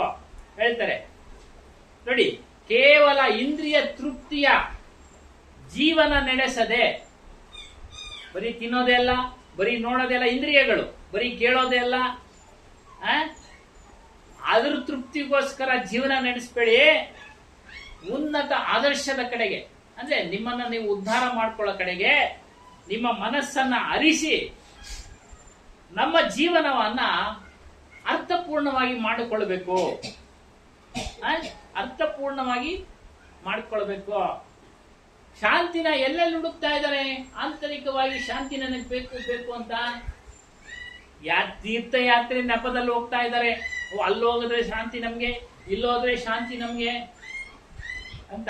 ಸ್ವಾಮಿ, ಅನಾವಶ್ಯಕವಾಗಿ ಮಾತನಾಡುವುದರ ಮೂಲಕ ಶಾಂತಿ ಹುಡುಕ್ತಾರೆ. ಫ್ರೆಂಡ್ಸ್ ಜೊತೆ ಸೇರ್ಬಿಟ್ರೆ ನಮ್ಗೆ ಶಾಂತಿ ಸಿಕ್ಬಿಡುತ್ತೆ ಅಂತ. ಸಿಗುತ್ತಾ ಸ್ವಾಮಿ? ಫ್ರೆಂಡ್ಸ್ ಜೊತೆ ಸೇರಿದ್ರೆ ಎಲ್ಲ ತಾತ್ಕಾಲಿಕ. ಎಷ್ಟೊತ್ತು ಅಂತ ಇರ್ತೀರ? ಬೆಳಿಗ್ಗೆಯಿಂದ ಸಂಜೆವರೆಗೂ ಇರ್ತೀರಾ? ಅರ್ಧ ಗಂಟೆ ಅಥವಾ 1 ಗಂಟೆ. ಅದೆಲ್ಲ ನಮ್ಗೆ ಅನುಭವ ಆಗಿದೆ, ನಿಮಗೂ ಅನುಭವ ಆಗ್ತಾ ಇದೆ. ಬೆಳಿಗ್ಗೆ ಹೊತ್ತು ಸೇರ್ತೀವಿ, ಅರ್ಧ ಗಂಟೆ 1 ಗಂಟೆ ಒಂದು ಕಾಫಿ ಕುಡಿತೀವಿ, ನಂತರ ನಾವೆಲ್ಲ ವಾಪಸ್ಸು ನಮ್ಮ ಕರ್ತವ್ಯಗಳಿಗೆ. ಕರ್ತವ್ಯ ಕೈ ಬೀಸಿ ಕರೀತಾ ಇದೆ. ಕರ್ತವ್ಯ ಮಾಡದೇ ಇದ್ರೆ ಕಷ್ಟ. ಅರ್ಥ ಆಯ್ತಾ? ಹಾಗಾಗಿ ಅನೇಕ ಈ ರೀತಿ ತಮ್ಮ ಅಮೂಲ್ಯ ಜೀವನ ನೋಡಿ, ಮನುಷ್ಯನ ಜೀವ ಅಮೂಲ್ಯವಾದದ್ದು, ಜೀವನ ಅಮೂಲ್ಯವಾದದ್ದು. ಈ ರೀತಿ ಕಳ್ಕೊಳ್ತಾ ಇದ್ದಾರೆ. ಈ ರೀತಿ ಮನುಷ್ಯರು ಅಂದ್ರೆ ಮನಸ್ಸಿನ ಕೈಗೆ ಸಿಕ್ಕಿ ಕಳ್ಕೊಳ್ತಾ ಇದ್ದಾರೆ. ಇನ್ ಕೆಲವರು ಸಾಧುಗಳು ನೋಡಿ ಎಷ್ಟು ಚೆನ್ನಾಗಿ ಹಾಕಿದ್ದಾರೆ.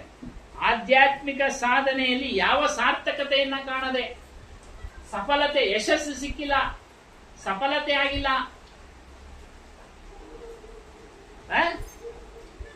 ಆಧ್ಯಾತ್ಮಿಕತೆಯನ್ನ ಇತರರಿಗೆ ಉಪದೇಶಿಸುವುದರ ಮೂಲಕ ಕಾಲ ವ್ಯಯ ಮಾಡ್ತಾ ಇದ್ದಾರೆ. ನೋಡಿ, 100ಗೆ 100% ಇದು ನಡೀತಾ ಇದ್ದಾರೆ.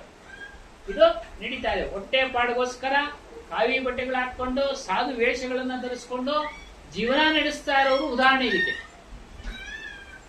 ಉದಾಹರಣೆ ಅರ್ಥ ಆಯ್ತಾ? ವೇಷದಿಂದ ಬರೋದಿಲ್ಲ, ವೇಷದಿಂದ ಬರೋದಿಲ್ಲ. ಅದಕ್ಕೆ ಕಬೀರ್ ಸಾಹೇಬ್ ಹೇಳ್ತಾರೆ, 100 ಬಾರು ತಲೆ ಬೋಳಿಸ್ತಲ್ಲೋ ಕೇಶ ನಿನಗೇನು ಮಾಡಿತು? 100 ಬಾರಿ ತಲೆ ಬೋಳಿಸ್ತಾನೆ ಇದೆ, ಕೇಶ ಕೂದಲು ಏನ್ ಮಾಡ್ತಿತ್ತು ನಿನಗೆ? ನಿನ್ನ ಮನಸ್ಸು ಮಲಿನದಿಂದ ಕೂಡಿದೆಯಲ್ಲೋ, ಆ ಮನಸ್ಸಿನಲ್ಲಿದ್ದ ಮಲಿನತೆ ಕಳ್ಕೋ. ನೀನು ಕೇಶ ಬಿಟ್ರೆ ಎಷ್ಟು, ಬೋಳ್ಸಿದ್ರೆ ಎಷ್ಟು, ನೀನು ಅಂದ ಚಂದವಾಗೇ ಇರು, ಬೇಡ ಅನ್ಲಿಲ್ಲ ಅಲ್ವಾ? ಚೆನ್ನಾಗೇ ಇರು, ನೀನು ತೊಂದರೆ ಏನಿಲ್ಲ, ಚೆನ್ನಾಗಿ ಕ್ರಾಪ್ ಕಟಿಂಗ್ ಮಾಡ್ಕೊಂಡು ಚೆನ್ನಾಗೇ ಇರು. ಆದ್ರೆ ಮನಸ್ಸಿನಲ್ಲಿರ್ತಕ್ಕಂಥ ಮಲಿನತೆಗಳನ್ನ ನೀನು ತೊಳ್ಕೋ, ರಾಗ ದ್ವೇಷಾದಿಗಳನ್ನ ತೊಳ್ಕೋ.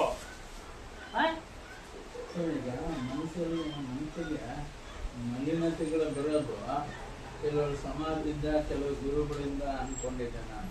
ಕಾರಣ ಸೂರ್ಯರು ನಿನ್ನೆ ಮೊನ್ನೆ ನಮ್ಗೆ ಬೈಠಕ್ ಸಿಗಿದ್ದು, ಇದು ಗೋಹತ್ಯೆ ನಿಷೇಧ ಅಂತ ಅಂದ್ಬಿಟ್ಟು 8 ಗಂಟೆಯಿಂದ ರಾತ್ರಿ 10 ಕಾಲು ಬೇರೆ ಆಯಿತು. ಇಲ್ಲ ಇವರು ನಾರ್ತ್ ಇಂಡಿಯಾ ಸ್ವಾಮಿ ಬಂದು ಅವರು ಬರೀ ಗೋಮಾತದ ಬಗ್ಗೆನೇ ಇರ್ತಾರೆ. ಇದು ಹಸು ಇದು ಇರ್ತೈತಲ್ಲ, ಎಮ್ಮೆ ಇರ್ತೈತಲ್ಲ, ಅದು ನಮ್ಗೆ ಹಾಲು ಕೊಡ್ತೈತೆ, ಅದ್ರ ಬಗ್ಗೆ ಕಾಳಜಿ ಇಲ್ಲ. ಇವ್ರು ಬರೀ ಗೋಮಾತ ಅದು ಹಾಲು ಕುಡಿತೈತೆ, ಅದು ಹಸು ಮೇಯ್ತೈತೆ, ನಮ್ಗೆ ಹಾಲು ಕೊಡ್ತೈತೆ, ಅದು ಗಾಳಿ ಎಲ್ಲ ಸೇವನೆ ಮಾಡ್ತೈತೆ. ಇವ್ರು ಇದಕ್ಕೆ ಮಾತ್ರನೇ ಆದ್ಯತೆ ಕೊಡ್ತಾರಲ್ಲ, ಹೆಂಗೆ ಸರ್? ಅದು ಅವ್ರ ಅಭಿಪ್ರಾಯ ಸರ್. ಅದಕ್ಕೆ ಕೃಷ್ಣ ಪರಮಾತ್ಮನು ಹೇಳಿದಾನೆ, ಎಲ್ಲಾ ಜೀವರಾಶಿಗಳಲ್ಲಿ ಆತ್ಮನು ಇದ್ದಾನೆ.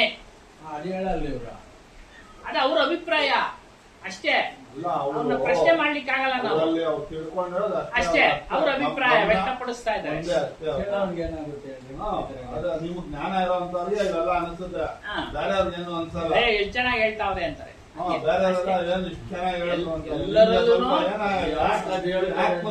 ಎಲ್ಲ ಗೊತ್ತಿರೋದ್ರಿಂದ ಇದ್ರೆ ಜನಗಳು ಈಗ ಮುಟ್ಟಿ ಪಬ್ಲಿಕ್ ನಲ್ಲಿ ತಿಳ್ಕೊಂಡಿದ್ರು ಸಹ ಹೇಳಕ್ಕಾಗಲ್ಲ. ಪಬ್ಲಿಕ್ ಎಣ್ಣೆ ಹೋಗ್ತಾ ಇದ್ರೆ ಅದನ್ನ ಮುಟ್ಟಿ ಬೇಕಾದಷ್ಟು ಗುರುಗಳು ತಿಳ್ಕೊಂಡಿರ್ತಾರೆ, ಎಲ್ಲ ಗೊತ್ತಿರ್ತೈತೆ, ಆದ್ರೂ ಅವರು ಮಿಕ್ಸ್ ಮಾಡ್ಬಿಡ್ತಾರೆ. ಬಂದಿದೆ ಮಾಡಿ ಕೊನೆಗೆ ತೋರಿಸ್ಬಿಡ್ತಾರೆ. ಇವ್ರ ಜ್ಞಾನನ್ನ ಬೇರೆ ಬೇರೆ ತರ ಹೇಳಿ ಜನ ಅದ್ರ ಗಮನ ಇಲ್ದಂಗ್ ಮಾಡ್ತಾರೆ. ಅವರು ಹೇಳ್ಬೇಕು ಏನಂತ, ಅವ್ರ ನಮಗೆ ಉದ್ದೇಶನೇ ಬೇರೆ ಇರುತ್ತೆ. ಗೋವಿನಲ್ಲಿರ್ತಕ್ಕಂಥ ಚೈತನ್ಯ ಇದು ಅವ್ರ ಉದ್ದೇಶ ಅದಲ್ಲ, ಅವ್ರದ್ದು ಇನ್ನೇನೋ ಮನ್ಸಲ್ಲಿ ತುಂಬೋದೇ ಬೇರೆ ಇರುತ್ತೆ ಅವ್ರು. ಅದಕ್ಕೆ ಈ ಲಾಡ್ನಲ್ಲಿ ಹೇಳಿದ್ದಾರೆ ನೋಡಿ, ಸತ್ಯ ತಿಳಿಯುವುದೇ ಮಾನವನ ಧರ್ಮ. ನೋಡಿ, ಸತ್ಯನೇ ತಿಳಿಯಪ್ಪ. ಸತ್ಯ ಅಂದ್ರೇನು? ಆತ್ಮ ವಿಚಾರ. ಯಾವ ಯಾವುದರಲ್ಲಿ ಆತ್ಮನು ಇದ್ದಾನೆ, ಅದ್ರ ಲಕ್ಷಣಗಳೇನು, ಇದು ಸತ್ಯ. ಆತ್ಮನ ಲಕ್ಷಣ ಏನು? ಅರಿಯೋ ಲಕ್ಷಣ. ಗಡ್ಡ ಬಿಟ್ಕೊಂಡಿರ್ತಾರೆ. ವೇಷಭೂಷಣ ಇವಾಗ ಹೇಳಿದ್ವಲ್ಲ ಸರ್, ವೇಷಭೂಷಣ ವೇಷಭೂಷಣ ಅದನ್ನ ಹೇಳಿದ್ವಲ್ಲ, ಅರ್ಥ. ಅದಕ್ಕೆ ನಿಮ್ಗೆ ಹೇಳಿರೋ ಪ್ರಶ್ನೆಗಳಿಗೆಲ್ಲ ಉತ್ತರ ಇಲ್ಲೇ ನೋಡಿ. ಹೇಳಿದ್ವಲ್ಲ, ಕೆಲವು ಸಾಧುಗಳು ಆಧ್ಯಾತ್ಮಿಕ ಸಾಧನೆಯಲ್ಲಿದೆ, ಯಾವ ಸಾರ್ಥಕತೆಯನ್ನು ಅಂದ್ರೆ ಸಕ್ಸಸ್ ಆಗಿರಲ್ಲ, ಅವ್ರಿಗೆ ಅದರ ಅನುಭವ ಆಗಿಲ್ಲ, ಆತ್ಮನ ಅನುಭವ ಆಗೋದಿಲ್ಲ. ಅದೇ ಸಾರ್ಥಕತೆ ಆದ್ರೇನೆ ಸಾರ್ಥಕತೆ, ಆಗಿಲ್ಲ ಅಂದ್ರೆ ಸಾರ್ಥಕತೆ ಆಗಿಲ್ಲ ಅಂತ ಅರ್ಥ.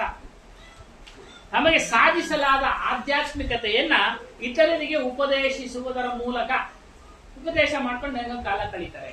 ನಿಜವಾಗಲೂ ಆಧ್ಯಾತ್ಮಿಕ ವ್ಯಕ್ತಿಯಾಗಿದ್ರೆ ಅವನು ಹಸುನ್ ಅಂತ ಹೇಳ್ತಾ ಇಲ್ಲ, ಯಾವುದೇ ಪ್ರಾಣಿನ ಹಿಂಸೆ ಮಾಡಬೇಡಿ ಅಂತ ಹೇಳ್ತಾ ಇದ್ದ. ಅದು ಮುಖ್ಯ. ಆಧ್ಯಾತ್ಮಿಕ ಇಲ್ಲ ಅವರಲ್ಲಿ, ಸಮಾಜದಂತೆ ಹೇಳ್ತಾರೆ. ಒಂದು ಹಸುವಿನ ಬಗ್ಗೆ ಅಭಿಪ್ರಾಯ ಚೆನ್ನಾಗಿ ಅದು ತಿಳಿದಿದ್ದಾರೆ, ಸ್ಟಡಿ ಮಾಡಿದ್ದಾರೆ, ಅದನ್ನೇ ಹೇಳ್ತಾ ಇದ್ದಾರೆ. ಕೇಳೋರ್ಗೆ ಅದು ಕೇಳೋರು ಕೇಳಬಹುದು, ಬಿಟ್ಟು ಬಿಡಬಹುದು. ನಿಮ್ಮಂತವ್ರು ವಿಚಾರ ಮಾಡ್ಬೇಕು. ಒಳ್ಳೆ ಏನಪ್ಪ ಅನ್ಕೋತಾರೆ. ಅಲ್ಲ, ಅವ್ರು ವಿಚಾರ ಮಾಡೋರು ಅದಕ್ಕೆ ಅವ್ರಿಗೆ ನಾವು ಎಮ್ಮೆ ನೀವು ತಗೊಂಡ್ರಿ ನಾವಿದ್ರೆ ಬೇರೆ ಜನ ಎಮ್ಮೆ ಹಾಕ್ಸ್ಕೊಂಡಿಲ್ಲ. ನಾವಿದ್ರೆ ನೋಡ್ಕೊಳ್ಳಲ್ಲ ಇವಾಗ ಮನಸ್ಸಿಗೆ ನಮ್ ಸುತ್ತಲೂ ಏನ್ ನೋಡ್ತೀವೋ ಅದನ್ನ ತುಂಬಿಕೊಳ್ಳುತ್ತದು. ಇವಾಗ ಅವ್ರು ಹೇಳೋರು ಏನ್ ಹೇಳುತ್ತೋ ಅದನ್ನ ತುಂಬಿಕೊಳ್ಳುತ್ತೆ. ಅವ್ರದ್ದೇನ್ ಉದ್ದೇಶ? ಹಿಂದೂಗಳು ಇದ್ರ ಮೇಲೆ ಅವ್ರದ್ದು ಧರ್ಮ, ಅದ್ರ ಮೇಲೆ ಎಲ್ಲಾರ ಮನಸ್ಸನ್ನ ಬದಲಾಯಿಸೋದು ಅವ್ರದ್ದು ಉದ್ದೇಶ. ಹಂಗಿರುವಾಗ ಎಲ್ಲಾರ ಮನಸ್ಸನ್ನ ಒಂದೇ ವಿಚಾರ ಹೇಳಿ ತುಂಬಿ ತುಂಬಿ ತುಂಬಿ ಅವರಾಗಿ ಅವ್ರ ಮನಸ್ಸನ್ನ ಬದಲಾಯಿಸ್ತಾರೆ. ಮೇಡಮ್ ಅವರು ಕುರಿಯ ಮೇಕೆ ಕೇಳಲ್ಲ, ಯಾಕಂದ್ರೆ ಅವರು ತಿಂತಾರೆ ನಾವು ತಿಂತಿರ್ತಾನೆ.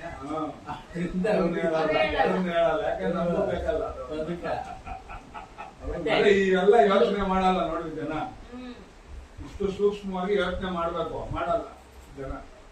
ನೋಡಿ ಅವರು ಆ ಸಂಬಂಧ ಅವ್ರು ಹೇಳ್ದಂಗೆ ಸಂಬಂಧ ಗೋವಿನಲ್ಲಿ ಇಟ್ಕೊಂಡಿದ್ದಾರೆ, ಅದರಲ್ಲಿ ದಿವ್ಯತೆಯನ್ನ ಕಾಣ್ತಾ ಇದ್ದಾರೆ.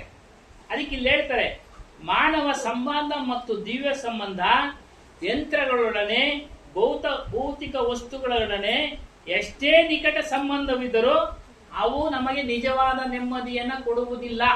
ನೋಡಿ, ಅವೆಲ್ಲ ಭೌತಿಕ ವಸ್ತುಗಳು. ಎಷ್ಟೇ ಸಂಬಂಧ ಇರಲಿ ಅದ್ರ ಬಗ್ಗೆ, ಗೋವಿನ ಬಗ್ಗೆ ಎಷ್ಟೊಂದು ಮಾತಾಡಿದ್ರು, ಅರ್ಥ ಆಯ್ತಾ? ಬೇರೆ ಪ್ರಾಣಿಗಳ ಬಗ್ಗೆ ಮಾತಾಡಲ್ಲ ಅಂತ ನೀವ್ ಹೇಳಿದ್ರಿ. ನಿಜವಾದ ಅಂತ ಆಧ್ಯಾತ್ಮಿಕ ವ್ಯಕ್ತಿ ಎಲ್ಲರಲ್ಲೂ ಆತ್ಮನಿದಾನೆ ಅಂತ ತಿಳಿದು ಅಹಿಂಸೆಯಿಂದ ನಡ್ಕೊಳ್ತಾನೆ. ಅದು ಒಂದು ಹೇಳಿ. ಕಬೀರ್ ಪಂತ್ ಅವರು ನಮ್ಮ ಅತ್ತೆ ಅವರನ್ನೇ ಆ ಸೊಳ್ಳೆಗೂ ಏನು ಮಾಡಲ್ಲ, ಅದೊಂದು ಔಷಧಿ ಹಾಕೊಳ್ಳೋದು ಬಿಟ್ರೆ ತಿರುಗಿ ಏನು ಮಾಡಕ್ ಬಿಡಲ್ಲ, ಮಾಡಬೇಡ್ರಿ ಅಂತಾರೆ. ಏನ್ ಮಾಡೋದ್ ನಾವು? ಇವತ್ತು ಅದಕ್ಕೂ ಒಂದು ಔಷಧಿ ಹೇಳಿದ್ರು ಅವರು, ಲಿಕ್ವಿಡ್ ಉಪಯೋಗಿಸ್ಬೇಡ್ರಿ, ಅದಕ್ಕೆ ಏನೋ ನೀಲಗಿರಿ ತೈಲನು ಮತ್ತೆ ಇನ್ನೊಂದು ಬೇವಿನ ಎಣ್ಣೆ ಮಿಕ್ಸ್ ಮಾಡಿ ಅದೇ ಮಿಷಿನ್ ಹಾಕಿ ಸ್ವಿಚ್ ಹಾಕಿದ್ರೆ ಅದಕ್ಕೂ ಏನು ಆಗಲ್ಲ, ಅದ್ರದ್ದು ಅದಕ್ಕಿನ್ನ ಚೆನ್ನಾಗಿ ಕೆಲಸ ಮಾಡುತ್ತೆ. ಸ್ಮೆಲ್ಗೆ ಲಿಕ್ವಿಡ್ ಬೇಡ. ಗುಡ್ ನೈಟ್ ಅದೇನು ಬರುತ್ತೆ, ಒಂದಷ್ಟು ಡೇಂಜರ್ ಯಾವ್ದು ಇಲ್ಲ. ಮನುಷ್ಯನಿಗೂ ಡೇಂಜರ್ ಅದು. ಆದ್ರೆ ನಾನು ಅದಕ್ಕೆ ಹೇಳಿದ ಔಷಧಿ ಮನುಷ್ಯನ್ ತೊಂದ್ರೆ ಮಾಡಲ್ಲ, ಅದು ಬರಲ್ಲ. ಅದ್ರ ಪಾಡಿಗೆ ಅದು ಅವು ಬರಲ್ಲ. ಇದು ಗುಡ್ ನೈಟ್ ಅದೇನೋ ಬರುತ್ತಲ್ಲ ಈಗ, ಅವು ಎಲ್ಲ ಮನುಷ್ಯನ್ಗೆ ಅದೇ ಅಲ್ಲ, ಸಾಂಬ್ರಾಣಿ ಕಟ್ಟಿನೇ ಉಪಯೋಗಿಸ್ಬೇಡ್ರಿ ಅಂತ ಅಂತಾರೆ. ಅದ್ರದ್ದು ಹೊಗೆ ಇವಾಗ ಸ್ಮೆಲ್ ಇರುತ್ತೆ ಅಂತ ನಾವು ಅಂಟಿಸ್ತೀವಲ್ಲ ಸಾಂಬ್ರಾಣಿ ಕಡ್ಡಿ, ವಯಸ್ಸಾದವ್ರ ಮನೇಲಿ ಇದ್ರೆ ಅದು ಎಫೆಕ್ಟ್ ಮಾಡುತ್ತೆ ಶ್ವಾಸಕೋಶಕ್ಕೆ ಅಂತ. ಹೌದು, ಉಪ್ಸ ಇರೋರಿಗೆ ಅದು ಆಗೋದಿಲ್ಲ. ಕೆಮಿಕಲ್ಸ್ ಎಲ್ಲ ಕೆಮಿಕಲ್ ಮಾಡಿರ್ತಾವ್ರೆ. ಅದಕ್ಕೆ ಇಲ್ಲಿ ಹಾಕಿರೋದು ಸ್ವಾಮಿ, ಏನೇನು ಮಾತಾಡ್ತಾ ಇದ್ದೀರಾ, ಮಾನವ ಸಂಬಂಧ ಮತ್ತು ದಿವ್ಯ ಸಂಬಂಧ ಯಂತ್ರಗಳೊಡನೆ ಭೌತಿಕ ವಸ್ತುಗಳೊಡನೆ ಎಷ್ಟೇ ನಿಕಟ ಸಂಬಂಧ ಇದ್ರೂ ನಿಜವಾದ ನೆಮ್ಮದಿ ಕೊಡೋದಿಲ್ಲ. ಅವೆಲ್ಲ ಸೊಳ್ಳೆ ಹೋಗೋದಕ್ಕೆ ನಾವು ಔಷಧಿ ಗುಡ್ ನೈಟ್ ಅನ್ಸಿದ್ವಿ, ತಾತ್ಕಾಲಿಕ ನಿದ್ದೆ ಬರೋವರೆಗೂ. ನಿದ್ದೆ ಬಂದ್ಮೇಲೆ ಅದ್ರ ಪರಿವೇನೂ ನಮ್ಗಿರೋದಿಲ್ಲ, ನಮ್ಗೆ ಇರೋದಿಲ್ಲ. ಹಾಗಾಗಿ ನಿಜವಾದ ನೆಮ್ಮದಿ ನಿಮಗೆ ಬೇಕಾದ್ರೆ ವೈರಾಗ್ಯದಿಂದ ದಿವ್ಯವಾದ ಸಂಬಂಧ, ಅಂದ್ರೆ ದಿವ್ಯ ಅಂದ್ರೆ ನಮ್ಮ ಸ್ವರೂಪಕ್ಕೆ ದಿವ್ಯ ಅಂತ ಹೇಳೋದು, ಅದರ ಸಂಬಂಧ ನಾವು ಬಯಸೋದಾದ್ರೆ ವೈರಾಗ್ಯವನ್ನ ಧಾರಣೆ ಮಾಡಬೇಕು. ನೋಡಿ, ಅದು ಪರಮ ಸುಖವನ್ನ ನೀಡುತ್ತದೆ. ಪರಮ ಅಂದ್ರೆ ಪವಿತ್ರವಾದ, ನಾಶ ಆಗದೆ ಇರತಕ್ಕಂತ, ಪರಿವರ್ತನೆ ಆಗದೆ ಇರತಕ್ಕಂತ ಸುಖವನ್ನ ನೀಡುತ್ತೆ. ಇನ್ನೆಲ್ಲಾ ಸುಖಗಳು ಪರಿವರ್ತನೆ ಆಗ್ತವೆ. ಭೌತಿಕ ವಸ್ತುಗಳಿಂದ ಮನುಷ್ಯ ಏನೇನು ಸುಖವನ್ನ ಪಡೀತಾ ಇದ್ದಾನೋ ಅವೆಲ್ಲ ಅಲ್ಪ ಕಾಲ, ತಾತ್ಕಾಲಿಕ. ಈ ಗಳಿಗೆನಲ್ಲಿದ್ದು ಮತ್ತೊಂದು ಗಳಿಗೆನಲ್ಲಿ ಇರೋದಿಲ್ಲ ಆ ಸುಖಗಳು, ಕ್ಷಣಿಕದಲ್ಲೇ ಇರೋದಿಲ್ಲ ಸುಖಗಳು. ಕ್ಷಣಿಕ ಅಂದ್ರೆ ಒಂದು ನಿಮಿಷ, ಒಂದು ಕಣ್ಣ ರಪ್ಪೆ ಹೊಡೆಯಷ್ಟರಲ್ಲಿ ಬದಲಾವಣೆ ಆಗ್ಬಿಡುತ್ತೆ. ಹಾಗಾಗಿ ಯಾವುದು ಪರಮ ಸುಖವನ್ನು ಕೊಡುತ್ತದೆ ಅಂದ್ರೆ ವೈರಾಗ್ಯದಿಂದ ಪಡೆಯತಕ್ಕಂಥ ಆಧ್ಯಾತ್ಮಿಕ ಆತ್ಮನ ಸುಖವೇ ಪರಮ ಸುಖ. ಅದು ಪರಿವರ್ತನೆ ಆಗೋದಿಲ್ಲ ಸ್ವಾಮಿ, ಬದಲಾವಣೆ ಆಗೋದಿಲ್ಲ. ಹಗಲಾಗಲಿ, ರಾತ್ರಿ ಆಗಲಿ, ಸಂಜೆ ಆಗಲಿ, ಬೆಳಿಗ್ಗೆ ಆಗಲಿ, ಯಾವಾಗಲೂ ಇದ್ದಾಗೆ ಇರುತ್ತೆ. ಅಂಥದಕ್ಕೆ ಪರಮ ಸುಖ ಅಂತ ಹೇಳೋದು. ಅಂತ ಸುಖವನ್ನ ಮನಸ್ಸೇ ಅನುಭವಿಸೋದು, ಬೇರೆ ಏನು ಅನುಭವಿಸೋದಿಲ್ಲ. ನಮ್ಮ ಮನಸ್ಸೇ ಅದು ಅನುಭವಿಸೋದು. ಅದರಿಂದ ಅಂತ ಸುಖವನ್ನ ನೀವು ಗಳಿಸತಕ್ಕಂಥ ಪ್ರವೃತ್ತಿಯನ್ನ ಬೆಳೆಸಿಕೊಳ್ಳಿ. ಮನಸ್ಸಿಗೆ ಬೆಳೆಸ್ಬೇಕು. ಹೀಗಾಗಿ ಮತ್ತೆ ಅದು ಬೆಳೆಯೋದಕ್ಕೆ ಒಂದು ಉದಾಹರಣೆ ಕೊಡ್ತಾರೆ. ಒಂದು ಬೀಜ ಬೆಳೆದು ಮರ ಆಗ್ಬೇಕಾದ್ರೆ ಅದಕ್ಕೆ ನಾವು ಏನೇನೆಲ್ಲ ಪೋಷಣೆ ಮಾಡ್ತೀವಿ, ಅದು ದೊಡ್ಡ ಮರ ಆಗೋವರೆಗೂ ಅದಕ್ಕೆ ಗೊಬ್ಬರ ಹಾಕ್ತಿವಿ, ನೀರ್ ಹಾಕ್ತಿವಿ, ಹಸುಗಳು ತಿನ್ನದೆ ಹಾಗೆ ನೋಡ್ಕೊಳ್ತೀವಿ. ಕೆಲವು ದಿನಗಳು ಹಿಂದೆ ಅಲ್ಲಲ್ಲಿ ಗಿಡಗಳನ್ನ ನೆಟ್ಟಾಗ ಪುಟ್ವಾದ್ಮೇಲೆ ಅದಕ್ಕೆ ಬೇಲಿನೂ ಕಟ್ಟವ್ರು, ಹಸುಗಳು ತಿನ್ಬಿಡುತ್ತೆ ಅಂತ. ಮೊದ್ಲು ಅಲ್ಲ. ಹಾ, ಇದು ನೀರು ಮಳೆ ಬಂದೇ ಬರುತ್ತೆ. ನೀರು ಹಾಕವ್ರು ಬೇಸಿಗೆನಲ್ಲಿ ಬಂದು, ಅವೆಲ್ಲ ನೋಡಿದೀವಿ ಸಿಟಿನಲ್ಲಿ. ನೀರು ಹಾಕವ್ರು. ಇನ್ನು ಗೊಬ್ಬರ ಕಸ ಕಡ್ಡಿಗಳೆಲ್ಲ ಬಿದ್ದು ಗೊಬ್ಬರ ಹಾಕ್ತವೆ ಅಲ್ವಾ. ಈ ರೀತಿಯಾಗಿ ಅದು ಗಿಡವಾಗಿ ಮರ ಬೆಳೆಯಲು ಅವಕಾಶ ಕೊಟ್ಟಾಗ ಅದೇ ರೀತಿಯಾಗಿ ನಿಮ್ಮ ಮನಸ್ಸಿಗೆ ಅವಕಾಶ ಕೊಡಿ. ಮನ ಆಂತರಿಕ ಶಾಂತಿ ಬೇಕು ಅಂದ್ರೆ ನಿಮಗೆ ಮನಸ್ಸಿಗೆ ಸಮಯ ಕೊಡಿ, ಅವಕಾಶ ಕೊಡಿ. ಇಂತಹ ಸತ್ಸಂಗವನ್ನ ಕೇಳೋದಿಕ್ಕೆ ನಿಜವಾದ ಸತ್ಸಂಗ, ನಿಜವಾದ ಸತ್ಯಗ್ರಹದ ಸತ್ಸಂಗ. ಬೇರೆ ಸತ್ಸಂಗದಲ್ಲೂ ನಿಮ್ಗೆ ಒಳ್ಳೊಳ್ಳೆ ಸಾರ ಶಬ್ದಗಳು ಸಿಗ್ತವೆ, ಕೇಳಬೇಡಿ ಅಂತ ಹೇಳ್ತಾ ಇಲ್ಲ. ಸ್ನೇಹಿತರು ಕರ್ಕೊಂಡು ಹೋಗ್ತಾರೆ, ಅಲ್ಲೆಲ್ಲೋ ಚೆನ್ನಾಗಿದೆ ಬನ್ನಿ ಅಂತ, ಕುಳಿತುಕೊಳ್ಳಿ, ಕೇಳಿ, ಸಾರ ಶಬ್ದಗಳನ್ನ ತೆಗೆದುಕೊಳ್ಳಿ. ಅಸಾರ ಶಬ್ದಗಳನ್ನ ಕೂಡಿರ್ತವೆ. ಅಸಾರ ಶಬ್ದಗಳು ಅಂತ ಅಂದ್ರೆ ಕಲ್ಯಾಣವನ್ನ ಉಂಟು ಮಾಡದೇ ಇರತಕ್ಕಂಥ ಶಬ್ದಗಳು. ಮತ್ತು ಒಂದೇ ಆತ್ಮ ಎಲ್ಲಾ ಕಡೆ ವ್ಯಾಪಕ ಅನ್ನೋದು ಶಬ್ದಗಳು. ಕಬೀರ್ ಸಾಹೇಬ್ ವಿಚಾರ. ಯಾಕೆ ಎಲ್ಲಾ ಕಡೆ ವ್ಯಾಪಕ? ಅದು ಬಂಧನಕ್ಕೆ ಒಳಪಡಿಸ್ತವೆ. ಬಂಧನದಿಂದ ಬಿಡುಗಡೆಗೆ ಇವನು ಪ್ರಯತ್ನ ಮಾಡ್ತಾ ಇದ್ದಾನೆ ಮನುಷ್ಯ. ನಾನೇ ಎಲ್ಲಾ ಕಡೆ ತುಂಬಿದ್ದೀನಿ ಅಂದ್ರೆ ಅದು ಬಂಧನನೇ. ಆಗಲೇ ಹೇಳ್ದಂಗೆ ನಮ್ಮ ಆತ್ಮ ಇಂದ್ರಿಯಗಳಿಗೂ ಮನಸ್ಸಿಗೂ ಮೀರಿದ್ದು. ಅದೇ ರೀತಿಯಾಗಿ ಭೌತಿಕ ಪ್ರಪಂಚಕ್ಕೂ ಮೀರಿದ್ದು ನಮ್ಮ ಸ್ವರೂಪ. ಮೀರಿದ್ದು ಅದಕ್ಕೆ ಬೇರೆ, ಮೀರಿದ್ದು ಅಂದ್ರೆ ಅದಕ್ಕೆ ಬೇರೆ.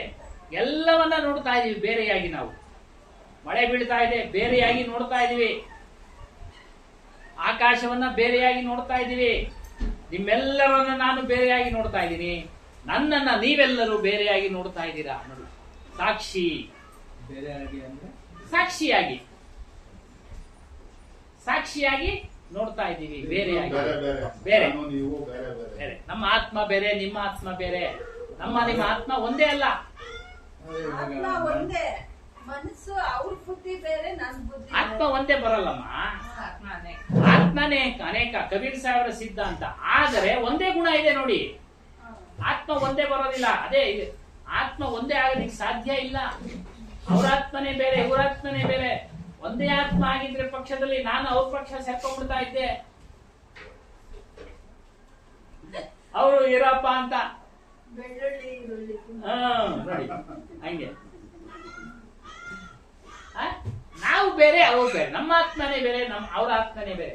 ಅದಕ್ಕೆ ಎಲ್ಲ ಹೇಳ್ತಾರೆ ನೋಡಿ ಈ ಹಾಡಿನಲ್ಲಿ, ಅವರವರ ಪ್ರಾರಬ್ಧ ಕರ್ಮಾನುಸಾರ ದೇಹಗಳನ್ನ ಧರಿಸಿದ್ದಾರೆ. ಅವರವರ ಪ್ರಾರಬ್ಧ ಕರ್ಮಗಳು ದೇಹ ಧರಿಸಿರ್ಬೇಕಾದ್ರೆ, ಅವರವರ ಕರ್ಮಗಳನ್ನ ಮಾಡ್ಬೇಕಾದ್ರೆ ಅವರವರೇ ಮಾಡಿದ್ದಾರೆ. ಇವ್ರ ಕರ್ಮ ನಾನ್ ಮಾಡ್ಲಾ, ನನ್ನ ಕರ್ಮ ಅವ್ರು ಮಾಡ್ಲಾ. ಉದಾಹರಣೆಗೆ ನೋಡ್ಕೊಳ್ಳಿ, ನಾನು ಪೊಲೀಸ್ ಕೆಲಸದಲ್ಲಿದ್ದೆ. ಏನಪ್ಪಾ ಮನು ಏನ್ ಕೆಲಸದಲ್ಲಿ? ಬೇರೆ ಖಾಸಗಿ ಕೆಲಸದಲ್ಲಿದೆ. ಅವ್ರವ್ರ ಪ್ರಾರಬ್ಧ. ಹೀಗೆ ಬೇರೆ ಬೇರೆ ಬೇರೆ ಬೇರೆ. ಇದನ್ನ ಕೂಲಂಕುಷವಾಗಿ ವಿಚಾರ ಮಾಡಬೇಕು. ಆದ್ರೆ ಆತನಲ್ಲಿರ್ತಕ್ಕಂಥ ಆತ್ಮನ ಗುಣ ನನ್ನಲ್ಲಿರ್ತಕ್ಕಂಥ ಆತ್ಮನ ಗುಣ ಒಂದೇ, ಅರಿಯೋದು. ಅವನು ಸಹ ಅರಿತಾ ಇದ್ದಾನೆ. ಅವನು ಇದನ್ನ ಮೈಕ್ ಅಂತಾನೆ ಅರಿತಾ ಇದ್ದಾನೆ, ನಾನು ಇದನ್ನ ಮೈಕ್ ಅಂತಾನೆ ಅರಿತಾ ಇದ್ದೀನಿ. ಒಂದೇ ರೀತಿಯಾಗಿದೆ, ಒಂದೇ ರೀತಿಯಾಗಿದೆ. ಗುಣ ಒಂದೇ, ಆತ್ಮ ಬೇರೆ ಬೇರೆ. ಆತ್ಮ ಬೇರೆ ಬೇರೆ. ಅದರಿಂದ ಇಲ್ಲಿ ಹೇಳ್ತಾರೆ ಮಧ್ಯ ಭಗವಂತ ಸರ್ವಾಂತರ್ಯಾಮಿ ಅಂತಾರಲ್ಲ. ನಾವು ಬಹಳಷ್ಟು ಹೇಳ್ತಾ ಇದ್ದೇವೆ. ನಾವ್ ಹೇಳಿಲ್ಲ ಸ್ವಾಮಿ ಭಗವಂತ ಸರ್ವಾಂತರ್ಯಾಮಿ ಅಂತ. ನೀವು ಹೇಳಿಲ್ಲ, ವಿಷಯ ಆಯ್ತಾ ಇವಾಗ? ನೀವು ಇದಕ್ಕೆ ಉತ್ತರ ಕೊಡ್ತಾನೆ ಇದ್ದೀರಾ. ಆದ್ರೆ ಬಹಳಷ್ಟು ಜನ, ಬಹಳ ಪಂಡಿತರು 24 ಗಂಟೆ ಹೇಳೋರು, ಅದೇನೋ ಬಹಳಷ್ಟು ಗುರುಗಳೆಲ್ಲ ಇದೆಲ್ಲ ಹೇಳ್ತಾರೆ. ಹೇಳಿ ಸರ್ವಾಂತರ್ಯಾಮಿ ಅಂತಾರಲ್ವಾ. ನಾವೇನಾದ್ರೂ ನಿಮ್ದೇ ಬೇರೆ ಅಂತ ಹೇಳಿದ್ರೆ ಎಲ್ಲಾ ಕಡೆನೆ ಎಲ್ಲದರಲ್ಲಿ ಆವರಿಸ್ಕೊಂಡಿದ್ದಾನೆ ಅಂತ ಭಗವಂತ ಅಂತ. ಹೌದಾ? ಅವ್ರು ಹೇಳ್ತಾರೆ, ಅವ್ರು ಆ ರೀತಿ ಹೇಳ್ತಾರೆ. ಅವ್ರು ಮುಂದಕ್ಕೆ ಹೋಗ್ಲಿಲ್ಲ, ವಿಚಾರ ಶಕ್ತಿಯನ್ನ ವಿಸ್ತಾರ ಮಾಡ್ಕೊಳ್ಳಿಲ್ಲ, ವಿಶಾಲ ಮಾಡ್ಕೊಳ್ಳಿಲ್ಲ.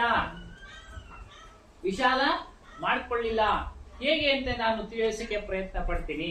ಏನು, ಗಿಡದಲ್ಲಿ ಮರದಲ್ಲಿ ಆತ್ಮನು ಇದಾನೆ ಅಂತ ಅವ್ರು ಹೇಳ್ತಾರೆ. ಸರ್ವಾಂತರ್ಯಾಮಿ, ಓತ ಪ್ರೋತ, ತುಂಬಿ ತುಳುಕಾಡ್ತಾ ಇದೆ ಅಂತ ಹೇಳ್ತಾರೆ.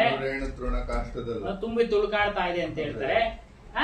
ಅಣು, ಗಿಡನು ಒಂದು ಅಣು ಅಂತ ತಿಳ್ಕೊಳ್ಳೋಣ. ಅದರಲ್ಲಿ ಇದ್ದಿದ್ದೇ ಆದ ಪಕ್ಷದಲ್ಲಿ ಅದಕ್ಕೆ ಬೆಂಕಿ ಬೀಳುತ್ತೆ, ಓಡೋಗುತ್ತಾ ಅದು? ಇದು ಕೊಡ್ಲಿ ತಗೊಂಡು ಪೆಟ್ಟು ಕೊಟ್ಟು ಅದನ್ನ ಸೌದೆಯಾಗಿ ಉಪಯೋಗಿಸ್ತಾನೆ, ಓಡೋಗುತ್ತಾ ಅದು? ಇಲ್ಲ, ಅದು ಜಡ. ಅದು ಬೆಳೆಯೋ ಗುಣ ಇದೆ ಗಿಡದಲ್ಲಿ ಅಷ್ಟೇ, ಅರಿಯೋ ಗುಣ ಇಲ್ಲ. ಅವರು ಬೆಳೆಯೋ ಗುಣನೇ ಅರಿಯೋ ಗುಣ ಅಂತ ತಿಳ್ಕೊಂಡು ಅದನ್ನ ತಿಳಿಸ್ತಾ ಇದ್ದಾರೆ. ಆತ್ಮ ಅಂದ್ರೆ ಆತ್ಮ ಅರಿಯೋ ಗುಣ ಅಂದ್ರೇನು? ತನ್ನನ್ನ ತಾನು ತಿಳಿಯೋ ಶಕ್ತಿನೇ ಆತ್ಮನಿಗಿರೋದು. ಅದೇ 5 ಲಕ್ಷಣಗಳು ಚೈತನ್ಯಕ್ಕೆ. ಈ ರೀತಿಯಾಗಿ ಚಲನೆ, ಆತ್ಮ ಅಂದ್ರೆ ಸಾವಿಲ್ಲದೆ ಇರೋದು, ಇಚ್ಛಾಶಕ್ತಿ, ಸತ್ಯ, ಇದು 5 ಗುಣನು ಚೈತನ್ಯಕ್ಕೆ. ಸ್ವಾಮಿಯವರು ಹೇಳಿದ್ರೆ ಸ್ವಾಮಿ, ಆತ್ಮ ಎಲ್ಲರಲ್ಲೂ ಒಂದೇ ಅನ್ನೋದು ಹೆಂಗಿದ್ರೆ, ಎಲ್ಲ ಸರ್ವಾಂತರ್ಯಾಮಿ ಎಲ್ಲ ಇದ್ರೆ, ಇವಾಗ ನಿಮ್ಮಲ್ಲಿ ಜೋಬ್ನಲ್ಲಿ ಎಷ್ಟು ದುಡ್ಡು ಐತೆ ಅಂತ ಗೊತ್ತಾಗೋದು, ನನ್ನಲ್ಲಿ ಇರೋದು ಗೊತ್ತಾಗೋದಲ್ಲ. ನನ್ನಲ್ಲಿ ಯಾಕೆ ಬೇರೆ ಬೇರೆ ಅದಕ್ಕೆ ಬೇರೆ ಬೇರೆ ಒಳ್ಳೆ ಉದಾಹರಣೆ ನೋಡಿ. ಅದಕ್ಕೆ ಎಷ್ಟೊಂದು ಇಂಪ್ರೂವ್ಮೆಂಟ್ ಆಗ್ತಾ ಇದ್ದೀರಾ ಸರ್. ನೀವು ಹೇಳಿರೋದು ಸಮಯ ಕೇಳಿರೋದು ಅಷ್ಟೇ. ನಾನು ಎರಡು ಕೇಳಿದಾಗ ಯಾವ್ದು ಸರಿ ಅನ್ನಿಸ್ತಾ ಇದೆ ನಿಮ್ಗೆ ಗೊತ್ತಾಯ್ತಲ್ಲ ಯೋಚನೆ. ಈಗ ಅವ್ರು ಹೇಳೋದು ಬರೀ ಗಾಯ ನೋಡಿದಾಗ ನನಗೆ ಹೇಳ್ತಾ ಇದ್ದೀನಿ, ಅವ್ರು ನಮ್ಮ ಟಾಪ್ 10 ಅಲ್ಲಿ 50 ರೂಪಾಯಿ ಬೀಳಲ್ಲ ಇದು ಹಸುದ ಮಾಂಸ. ಹೀಗೆ ಬೇರೆ ಕಡೆ 1500, 2000 ಹೋಗ್ತೈತೆ ಬೇರೆ ಪಾರ್ಗಳು. ಬಹಳ ಬೇಡಿಕೆ ಇದೆ. ಇವ್ರು ಸಂಪಾದನೆ ಮಾಡಿದ್ ಇವ್ರು. ಆದ್ರೆ ಟಾಪ್ 10 ಅಲ್ಲಿ ನಮ್ಮ ಬಿಜೆಪಿ ಅವರು 8 ಜನ ಅವ್ರು. ಬಿಡಿ ಸರ್, ನೋಡಿದ್ರೆ ಇವರು ಅದಲ್ಲ ಸರ್, ನಾನು ಎಷ್ಟೇ ಮಾಡ್ಕೊಳ್ಳಿ, ಇವ್ರು ಒಂದೇ ಇದು ಅಂತ ಹೇಳೋದು, ಒಂದೇ ಭಗವಂತ, ಅಲ್ಲಿ ಮಾತ್ರನೇ ಅರಿವು, ಬೇರೆ ಇಲ್ಲಿ ಹೇಳ್ತಾರೆ. ಇನ್ನೊಂದು ಇವಾಗ ಹೇಳ್ತಾರಲ್ಲ, ಇಷ್ಟು ವರ್ಷ ಯಾರು ಜನ ಇಲ್ಲಿ ಬರ್ತಾ ಇದ್ದಲ್ಲ, ಜನಕ್ಕೆ ಇದೆ ಅದೇ ತುಂಬಿಕೊಂಡು. ಅದಕ್ಕೊಂದು ಉದಾಹರಣೆ ಅವ್ರು ಹೇಳಿದ್ದಕ್ಕೆ ನೆನಪಕ್ಕೆ ಬಂತು. 1950-58 ಡಾಕ್ಟರ್ BM ಹೆಗ್ಡೆ ಹೇಳಿದ್ರು, ಮಂಗಳೂರಿನವರು. ಸಕ್ಕರೆ ವಿಷದಿಂದ ಕೂಡಿದೆ ಅಂತೇಳಿ ಲಂಡನ್ ನಲ್ಲಿ ಒಬ್ಬ ವಿಜ್ಞಾನಿ ಕಂಡಿಡಿದಂತೆ. 1950-58 ಇಷ್ಟು ಹೇಳಿದ್ರು ಅವರು. ಆ ವಿಜ್ಞಾನಿನ ತುಳಿದ್ಬಿಟ್ರಂತೆ. ಆ ಪುಸ್ತಕನೂ ಬಿಡುಗಡೆ ಮಾಡ್ಲಿಲ್ಲಂತೆ. ಯಾರು? ಮಾಫಿಯಾ. ಅರ್ಥ ಆಯ್ತಾ ಸ್ವಾಮಿ? ತುಳಿದ್ಬಿಟ್ರಂತೆ. ಅವನ ಜೀವನ ಮಾಡಕ್ಕೆ ಕಷ್ಟ ಆಗೋ ಹಾಗೆ ಮಾಡಿಬಿಟ್ರಂತೆ. ಕೊನೆಗೆ ಅವನು ವಿಜ್ಞಾನಿ, ಒಳ್ಳೆ ಡಾಕ್ಟ್ರು. ಅವನ್ ಕೊನೆಗೆ ಆ ಕೆಲಸನೇ ಬಿಟ್ಬಿಟ್ಟು, ರಿಸರ್ಚ್ ಕೆಲಸನೇ ಬಿಟ್ಬಿಟ್ಟು ಅಲ್ಪ ಸ್ವಲ್ಪ ಸಂಗೀತ ಕಲ್ತಿದ್ದಂತೆ. ಆ ಸಂಗೀತವನ್ನ ಶಾಲೆಗಳಲ್ಲಿ ಸೇರ್ಕೊಂಡು ಹೇಳ್ಕೊಟ್ಟು ಜೀವನ ಮಾಡದ್ನಂತೆ. ನೋಡಿ ಸತ್ಯ ಹಿಂಗೆ ಆ ರೀತಿಯಾಗಿ ನಡೀತಾ ಇದೆ. ನೋಡ್ರಿ ಮೊನ್ನೆ ಸಿಕ್ಕಿದ್ದು ನೋಡಿ, 600 ರೂಪಾಯಿ ಮಾತ್ರ 6000 ಲೇಬಲ್ ಹಾಕಿ ಅದು ನಕಲಿ. ಅದು ಎಷ್ಟು ಹೆಂಗೆ ನಡೀತಾ ಇದೆ ಅಂದ್ರೆ ಜನಗಳು ಲೂಟಿ ಹೊಡಿತಾ. ಹಾಗೆ ಸತ್ಯನ ಜೀರ್ಣಿಸ್ಕೊಳ್ಳೋಕೆ ಕಷ್ಟ ಸರ್.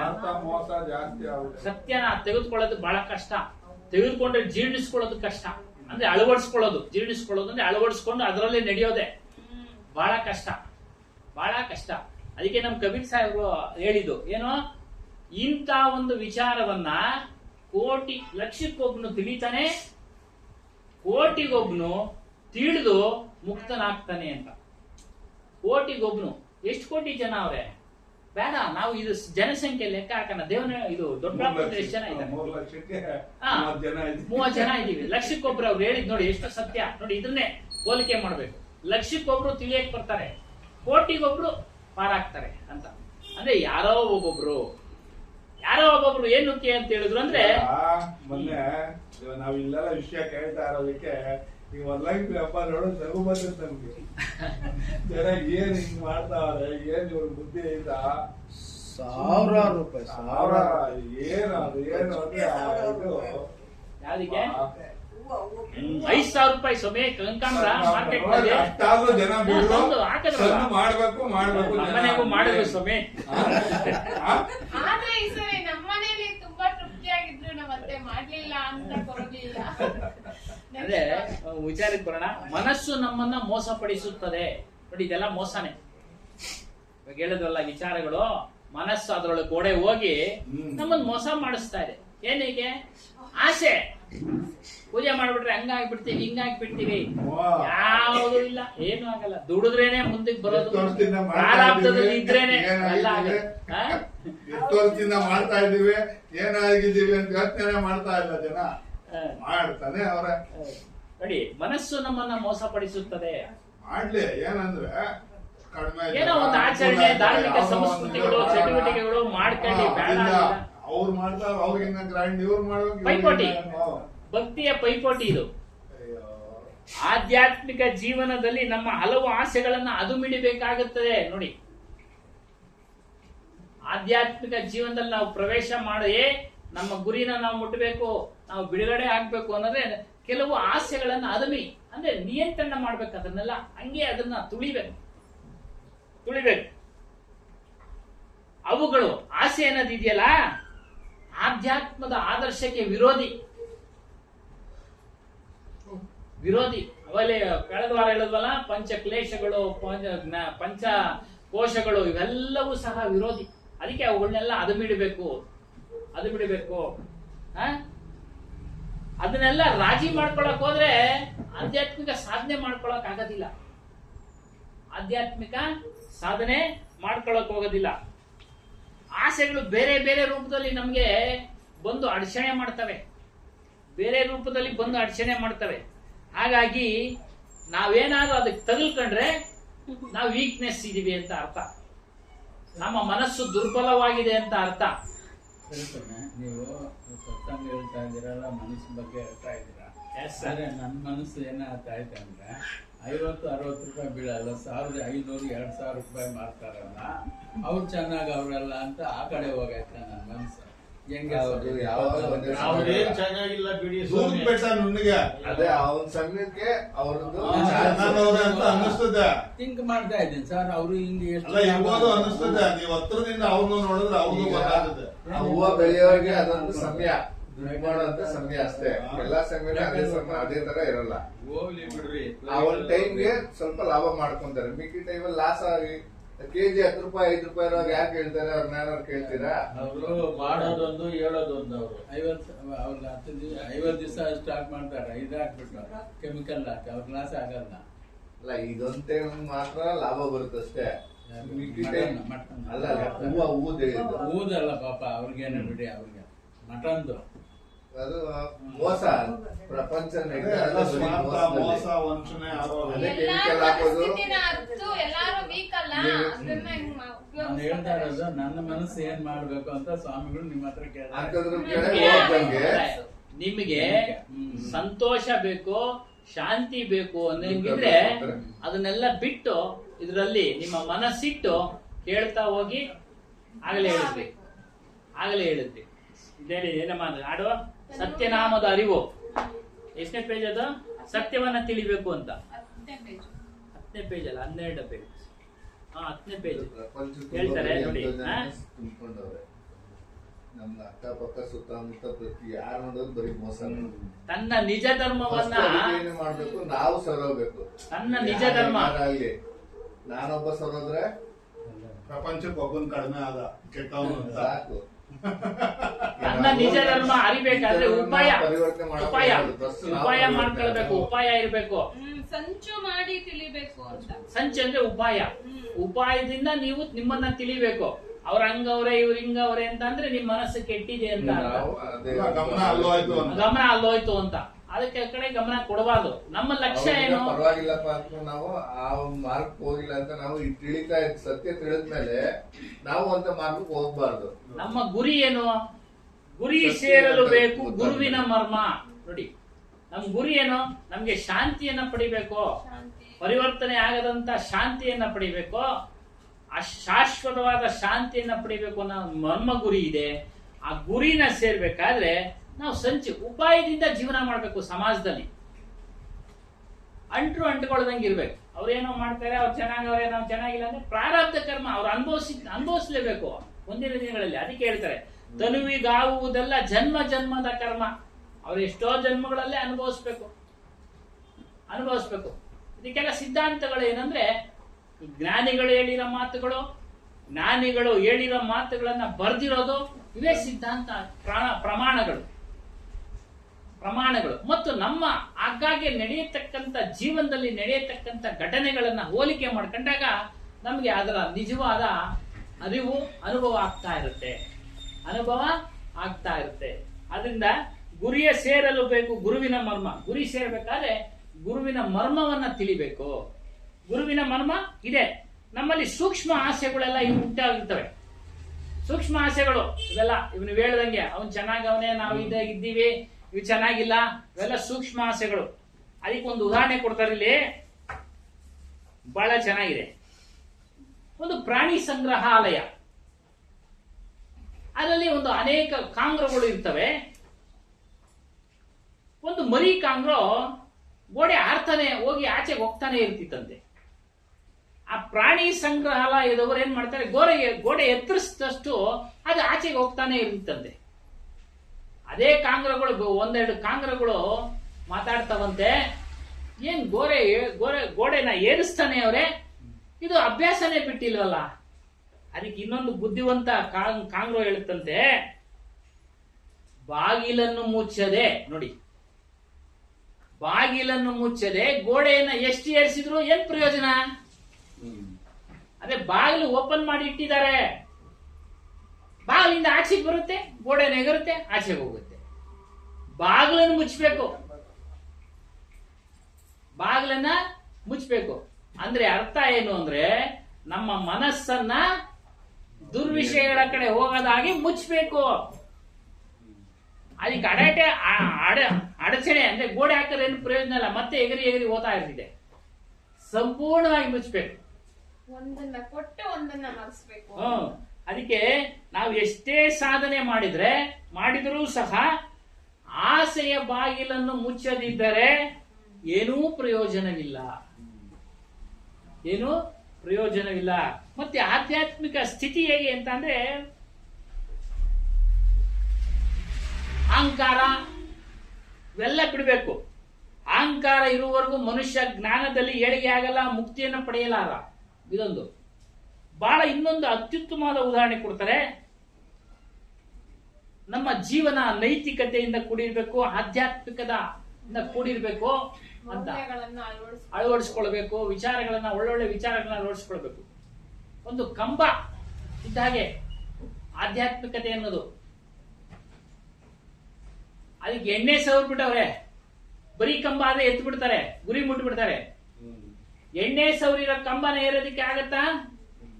ಆಗೋದಿಲ್ಲ, ಜಾರುತ್ತೆ. ಮೊದಲೇ ಜಾರ ಕಂಬ, ಅದ್ರಲ್ಲಿ ಇನ್ನೂ ಎಣ್ಣೆ ಸವರ್ಬಿಟ್ಟಿದ್ದಾರೆ. ಅದಕ್ಕೆ ಏನ್ ಹೇಳ್ತಾರೆ, ಆ ಎಣ್ಣೆ ಹೋಗ್ಬೇಕಾದ್ರೆ ವೈರಾಗ್ಯ ಎಂಬ, ಭಕ್ತಿ ಎಂಬ, ಜ್ಞಾನ ಎಂಬ ಸೀಮೆ ಸುಣ್ಣ ಪುಡಿ ಹಚ್ಬಿಟ್ಟು ಒರೆಸ್ರಿ. ಅವಾಗ ನೀವು ಆಧ್ಯಾತ್ಮಿಕದ ಗುರಿಯನ್ನು ತಲುಪಬಹುದು. ಎಲ್ಲಿ ಉಂಟಾಗ್ಬೇಕು ಅದೆಲ್ಲ? ಕೊನೆಗೆ ಮನಸ್ಸಿನಲ್ಲೇ ಉಂಟಾಗ್ಬೇಕು. ಗುರುಭಕ್ತಿ, ಗುರು ತಿಳಿಸತಕ್ಕಂಥ ಜ್ಞಾನ, ಅಂತ ಜ್ಞಾನ, ಸತ್ಯವಾದ ಜ್ಞಾನ, ಗುರಿ, ವೈರಾಗ್ಯ ಅವ್ರು ಹೇಳಿದ್ದನ್ನ ನಾವು ಪಾಲನೆ ಮಾಡ್ಕೊಂಡಾಗ ಖಂಡಿತವಾಗ್ಲೂ ಗುರಿ ಮುಟ್ತೀವಿ.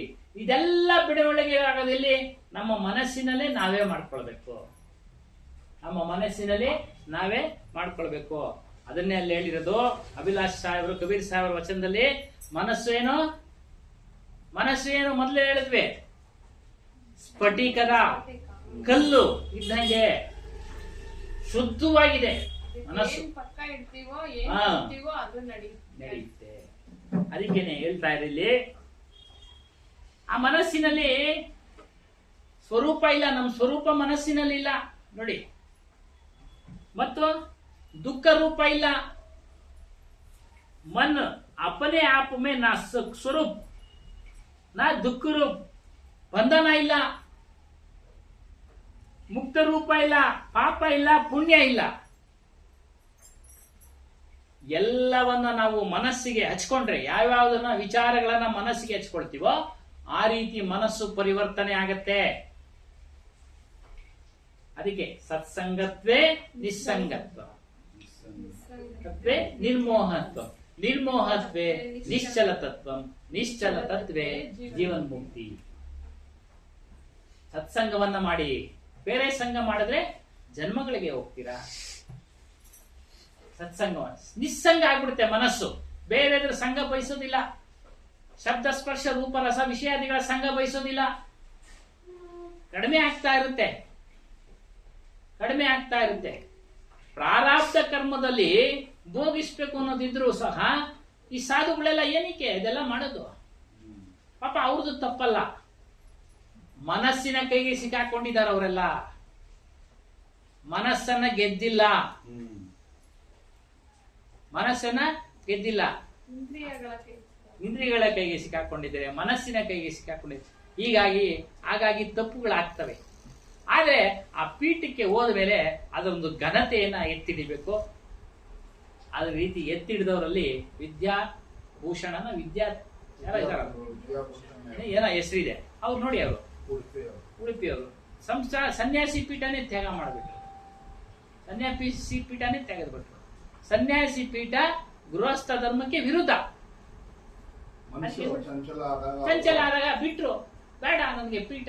ಮದುವೆ ಆದ್ರು, ಏನೋ ಆಯ್ತು ಬಿಡಿ. ಆಮೇಲೆ ಅವ್ರ ಪ್ರಾರಬ್ಧ ನೋಡಿ, ಪ್ರಾರಬ್ಧ ಯಾರನ್ನೂ ಬಿಡಲ್ಲ. ಅದಕ್ಕೆ ಹೇಳಿದ್ರು, ಪ್ರಾರಬ್ಧ ಯಾರನ್ನೂ ಬಿಡಲ್ಲ. ಆ ಮಾರ್ಗದಲ್ಲಿ ಇದ್ರು ಎಳೆದು ಬಿಡುತ್ತೆ ಪ್ರಾರಬ್ಧ. ಆದ್ರೆ ಉದಾಹರಣೆ ಮತ್ತೆ ಅವ್ರು ವಾಪಸ್ ಬಂದ್ರು ನೋಡು ಜ್ಞಾನ ಮಾರ್ಗಕ್ಕೆ. ಅವ್ರೇನ್ ಬಿಡ್ಲಿಲ್ಲ. ಅದಕ್ಕೆ ಜ್ಞಾನ ಯಾವತ್ತೂ ಬಿಡೋದಿಲ್ಲ, ಗುರುಗಳು ಯಾವತ್ತೂ ಕೈ ಬಿಡೋದಿಲ್ಲ. ವಿಚಾರ ಶಕ್ತಿ ಕೊಡ್ತಾರೆ, ತದನಂತರ ಬಿಡಲ್ಲ, ಜ್ಞಾನನೂ ಬಿಡಲ್ಲ. ಪ್ರಾರಬ್ಧ ಅನುಭವಿಸಕ್ ಬಿಟ್ಬಿಡ್ತಾರೆ. ಆಮೇಲೆ ಎಚ್ಚರಿಕೆ ಕೊಡ್ತಾರೆ. ಏನು ಹೇಳಿರೋ ವಿಚಾರಗಳನ್ನ ಮನನ ಮಾಡಿದಾಗ ಅದೇ ಎಚ್ಚರಿಕೆ. ಗುರುವಿನ ವಿಚಾರಗಳೇ ಎಚ್ಚರಿಕೆ. ಮತ್ತೆ ವಾಪಸ್ ಬಂದು ಏನೋ ಗಾಯನ ಮಾಡ್ತಾ ಇದ್ದಾರೆ, ಭಕ್ತಿ ಒಂದು ವಿಚಾರಗಳನ್ನ ತಿಳಿಸ್ತಾ ಇದ್ದಾರೆ. ಒಟ್ಟಿನಲ್ಲಿ ಜ್ಞಾನ ಮಾರ್ಗದಲ್ಲಿ ಇದ್ದಾರೆ. ಅದರಿಂದ ಇಲ್ಲಿ ಹೇಳ್ತಾರೆ, ನಾ ಸುಖರೂಪ್ ನಾ ದುಃಖರೂಪ್. ಎಲ್ಲ ಮನಸ್ಸು. ಆಗ ಹೇಳಿದ್ರ ಮನೆಯವ ಮನುಷ್ಯಾಣಂ ಕಾರಣಂ ಬಂಧ ಮೋಕ್ಷಾಯ. ಮನಸ್ಸೇ ಕಾರಣ, ಬಂಧನಕ್ಕೂ ಮನಸ್ಸೇ ಕಾರಣ, ಮೋಕ್ಷಕ್ಕೂ ಮನಸ್ಸೇ ಕಾರಣ. ಬಂಧನಕ್ಕೂ ಮನಸ್ಸೇ ಕಾರಣ, ಮೋಕ್ಷಕ್ಕೂ ಮನಸ್ಸೇ ಕಾರಣ. ಬಂಧನ ವಿಷಯಾದಿಗಳಲ್ಲಿ ತೆಗೆದುಕೊಂಡು ಹೋದಾಗ, ಅರಿಷಡ್ ವರ್ಗಗಳಲ್ಲಿ ನಮ್ಮ ಮನಸ್ಸನ್ನ ತೆಗೆದುಕೊಂಡು ಹೋದಾಗ, ರಾಗ ದ್ವೇಷಾದಿಗಳಲ್ಲಿ ನಮ್ಮ ಮನಸ್ಸನ್ನ ತೆಗೆದುಕೊಂಡು ಹೋದಾಗ ಬಂಧನ.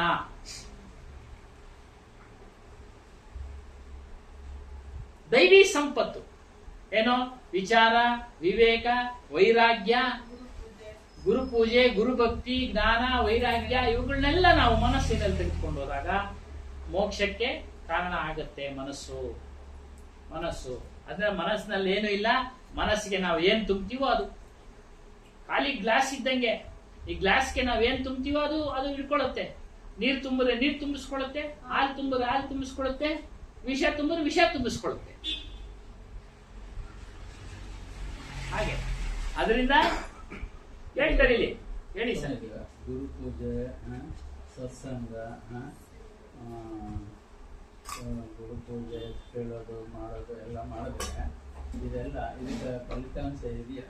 ಖಂಡಿತ ಇದೆ ಸ್ವಾಮಿ, ಖಂಡಿತ ಇದೆ, ಇಲ್ಲ ಅಂತ ಹೇಳಿಲ್ಲ. ಮೊನ್ನೆ ಮಂಗಳವಮ್ಮ ಅವ್ರು ಹೇಳಿದ್ರು, ಇವಾಗ ಹಾಡಿನಲ್ಲೂ ಹೇಳಿದ್ವಿ, ಗುರು ಕೈ ಬಿಡೋದಿಲ್ಲ, ಹರಿ ಕೈ ಬಿಟ್ರು ಗುರು ಕೈ ಬಿಡಲ್ಲ ಅಂತ ಅವ್ರು ಹೇಳಿದ್ರು. ಹೌದು, ಗುರು ಯಾವತ್ತೂ ಕೈ ಬಿಡಲ್ಲ. ಅದೆಲ್ಲ ನಮ್ಗೆಲ್ಲ ಅನುಭವ ಆಗಿದೆ, ನಾವು ಹೇಳಿದ್ದೀವಿ ಆಲ್ರೆಡಿ, ಅನುಭವ ಆಗಿದೆ. ಗುರು ಯಾವತ್ತೂ ಕೈ ಬಿಡಲ್ಲ.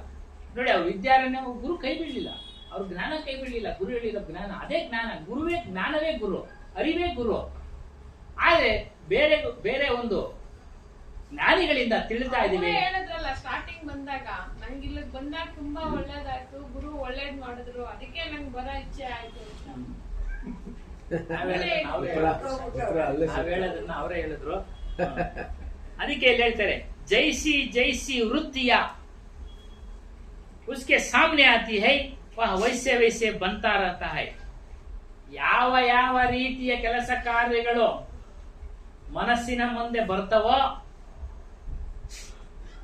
ಯಾವ ಸಂಘ ಮನಸ್ಸಿನ ಮುಂದೆ ಬಂದು ಆ ಮನಸ್ಸನ್ನು ಅದರಲ್ಲಿ ತೊಡಗಿಸ್ಕೊಳ್ತೀವೋ ಅದೇ ರೀತಿ ಮನಸ್ಸಾಗುತ್ತೆ. ಅದಕ್ಕೇನೆ ಹೇಳೋದು, ಯೌವನದಲ್ಲಿ ಏನ್ ಮಾಡ್ತಾರೆ, ಹುಡುಗರಿಗೆ ಸಾಕಷ್ಟು ತಿಳುವಳಿಕೆಗಳನ್ನ ಕೊಡ್ತಾರೆ. ಕೆಟ್ಟು ಹೋಗ್ಬಾರ್ದು, ಇವನು ಸಂಘ ದೋಷದಿಂದ ಕೆಟ್ಟು ಹೋಗ್ಬಾರ್ದು ಅಂತೇಳಿ ಗಮನಿಸ್ತಾ ಇರ್ತಾರೆ. ಹಿಂದಿನವರು ಗಮನಿಸ್ತಾ ಇದ್ರು ಬೆಳೆಯೋ ಮಕ್ಕಳನ್ನ. ನಮ್ಮ ತಂದೆ ತಾಯಿಗಳು ನಮ್ಮನ್ನು ಗಮನಿಸ್ತಾ ಇದ್ರು, ಎಲ್ಲಿ ಹೋಗ್ತಾನೆ ಎಲ್ಲಿ ಬರ್ತಾನೆ, ನಿಮ್ಮನ್ನು ಗಮನಿಸಿರ್ಬೇಕಲ್ವಾ ಸರ್? ಅದೇ ಸಂಘ ದೋಷ ಅವಾಗೇನೆ ಜಾರೋದು, ಆ ಯೌವನದ ಸಮಯದಲ್ಲೇ. ಈಗ ಸಂತೋಷ ಹೆಗಡೆ ಹೇಳ್ತಾ ಇದ್ರಲ್ಲ, ಯಾರು ಹೇಳಿದ್ರು, ಇವತ್ತಿನ ವಿದ್ಯಾ ಒಂದು ಇದರಲ್ಲಿ ವಿದ್ಯಾರ್ಹತೆ ಶಿಕ್ಷಣದಲ್ಲಿ ಮಾರಲ್ ಸಬ್ಜೆಕ್ಟ್ ಅನ್ನೋದೇ ಇಲ್ಲ. ಮಾರಲ್ ಅಂದ್ರೆ ನೀತಿ ಪಾಠ.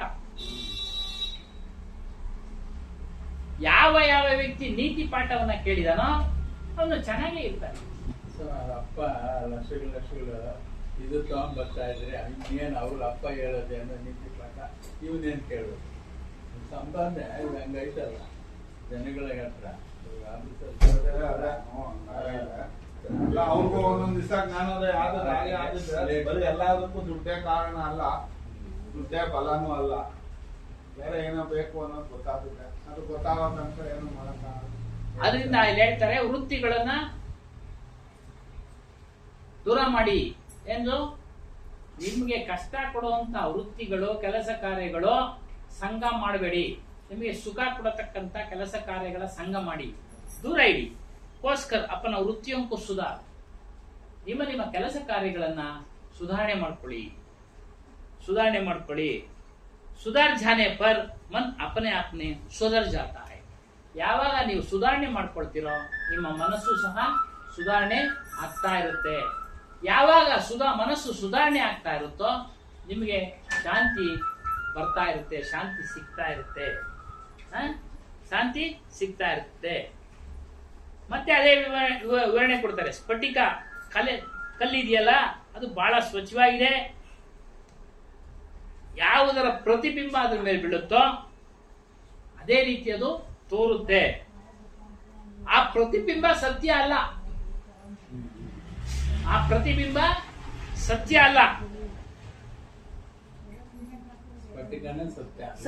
ಸ್ಫಟಿಕನೇ ಸತ್ಯ. ಈ ರೀತಿ ತಿಳಿತಾನೆ. ಏನು? ಆ ಪ್ರತಿಬಿಂಬ ಸತ್ಯ ಅಲ್ಲ. ವಿವೇಕವಂತನು ಪ್ರತಿಬಿಂಬ ಸತ್ಯ ಅಲ್ಲ.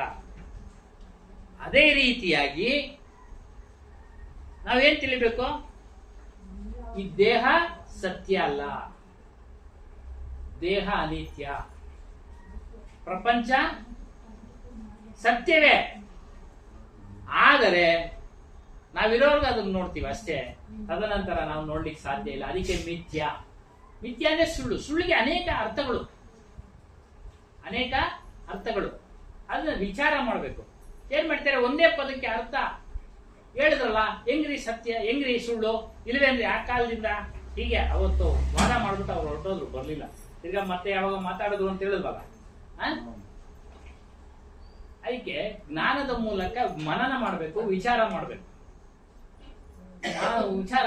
ಮನನ ಮಾಡಬೇಕು. ಮನನ ಮಾಡಿದಾಗ ಎಲ್ಲ ಅರ್ಥ ಆಗತ್ತೆ. ಮನಸ್ಸು ನಮ್ಮ ಸ್ವರೂಪ ಅಲ್ಲ ನೋಡಿ. ಪ್ರಪಂಚ ನಮಗ್ ಮಾತ್ರ ನಿತ್ಯ ಅಷ್ಟೇ. ಅದಿದ್ದೇ ಇರ್ತೈತಿ. ಯಾಕಂದ್ರೆ ನಾವು ಕೋಟ್ಯಾದಿ ವರ್ಷಗಳಿಂದ ಇದೆ ಅಂತ ವಿಜ್ಞಾನಿಗಳು ಹೇಳ್ತಾವ್ರಲ್ಲ. ಅದೇ ಇತಿಹಾಸ ನೋಡೋದು ಕೇಳ್ತಾ ಇದೀವಿ ನಾವು. ನಮಗ್ ಮಾತ್ರ ಅಷ್ಟೇ ಮಿಥ್ಯ. ಅಂದ್ರೆ ಮಾಯ. ಅದು ಒಂದೆರಡು ದಿವಸ ಇರ್ತೀವಿ, ನಾನು ಹೋದ್ಮೇಲೆ ಅದು ನನ್ನ ಪಾಲಿಗಿಲ್ಲ. ಅದು ಅಷ್ಟೇ, ನನ್ನ ಪಾಲಿಗಿಲ್ಲ. ನಮ್ಗೆ ಆಯುಷ್ ಇಲ್ಲ, ಅದನ್ನ ನೋಡು ಅಷ್ಟು. ಆದ್ರೆ ಅದಕ್ಕೂ ಆಯುಷ್ ಐತೆ, ಅದಕ್ಕೂ ಕೊನೆ ಐತೆ.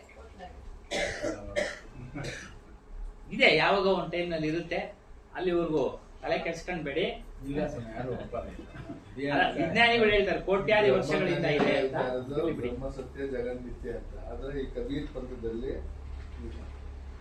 ಅಂದ್ರೆ ಸತ್ಯ ಏನು ಅಂತ ಏನು ತಿಳಿಸ್ತಾ ಇದ್ದಾರೆ. ಅರ್ಥ ಆಯ್ತಲ್ಲ? ಬ್ರಹ್ಮ ಸತ್ಯ, ಅವರು ಬ್ರಹ್ಮನ ಸತ್ಯ ಅಂತ ಅವ್ರೆ. ಯಾರು? ಈ ಬ್ರಹ್ಮಜ್ಞಾನಿಗಳು. ಅಂದ್ರೆ ಬ್ರಹ್ಮ ಸುಳ್ಳು ಅಂದ್ರೆ ಭ್ರಮೆ. ನಾವೆಲ್ಲ ಭ್ರಮೆಲ್ಲ ಇದ್ದೀವಿ ಪ್ರತಿಯೊಬ್ರು. ಜಗತ್ತು ಸತ್ಯ ಅಂತಂದ್ರೆ ಜಗತ್ತು ಸುಳ್ಳು. ಕಬೀರ್ ಒಂದಿದಕ್ಕೂ ಬ್ರಹ್ಮಜ್ಞಾನಿಗಳು ಆತ್ಮ ಅದಕ್ಕೂ ಇರೋ ವ್ಯತ್ಯಾಸ ಇದು. ಇಲ್ಲಿ ಮುಂದುವರೆದು ಹೇಳ್ತಾರೆ,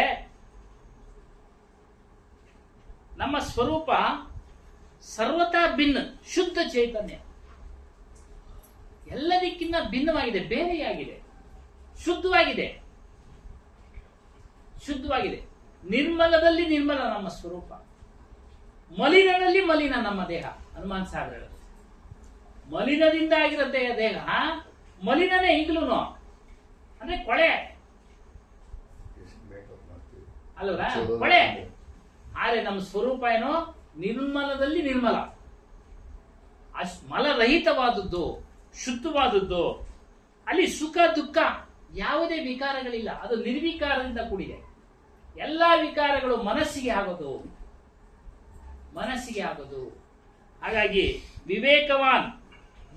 ವಿವೇಕವಂತನು ಮತ್ತು ಸಾಧಕನು ಈ ಮನಸ್ಸಿನ ದ್ವಂದ್ವಗಳನ್ನ ಸಾಕ್ಷಿಯಾಗಿ ನೋಡ್ತಾ ಇರ್ತಾನೆ. ದ್ರಷ್ಟ ಅಂದ್ರೆ ನೋಡೋದು, ಅರಿಯೋದು. ದೃಶ್ಯ ಅದು ದ್ರಷ್ಟ ಇದಾಯ್ತು ಅಂದ. ಅಪನೆ ಅಪ್ಪ ಮಣ್ಣು ವಿಕಾರೋಂಕೋ ಅಲಕ್ಕರ್, ಎಲ್ಲವನ್ನ ವಿಕಾರಗಳನ್ನ ಮೀರಿದಂತನಾಗ್ತಾನೆ. ಒಂದು ಉದಾಹರಣೆ ಕೊಡ್ತಾರೆ ಇಲ್ಲಿ, ಎರಡನೇ ಉದಾಹರಣೆ. ಇವಾಗ ನಾಯಿನ ಒಂದು ಗಾಜಿನ ಮನೆಗೆ ಬಿಟ್ಬಿಟ್ರೆ ತನ್ನ ನೆರಳು ಅನ್ಕೊಳ್ಳಲ್ಲ, ಅದು ಇನ್ನೊಂದು ನಾಯಿ ಇದೆ ಅಂತೇಳಿ ಬೊಗಳಿ ಅದು ಸತ್ತು ಹೋಗುತ್ತೆ.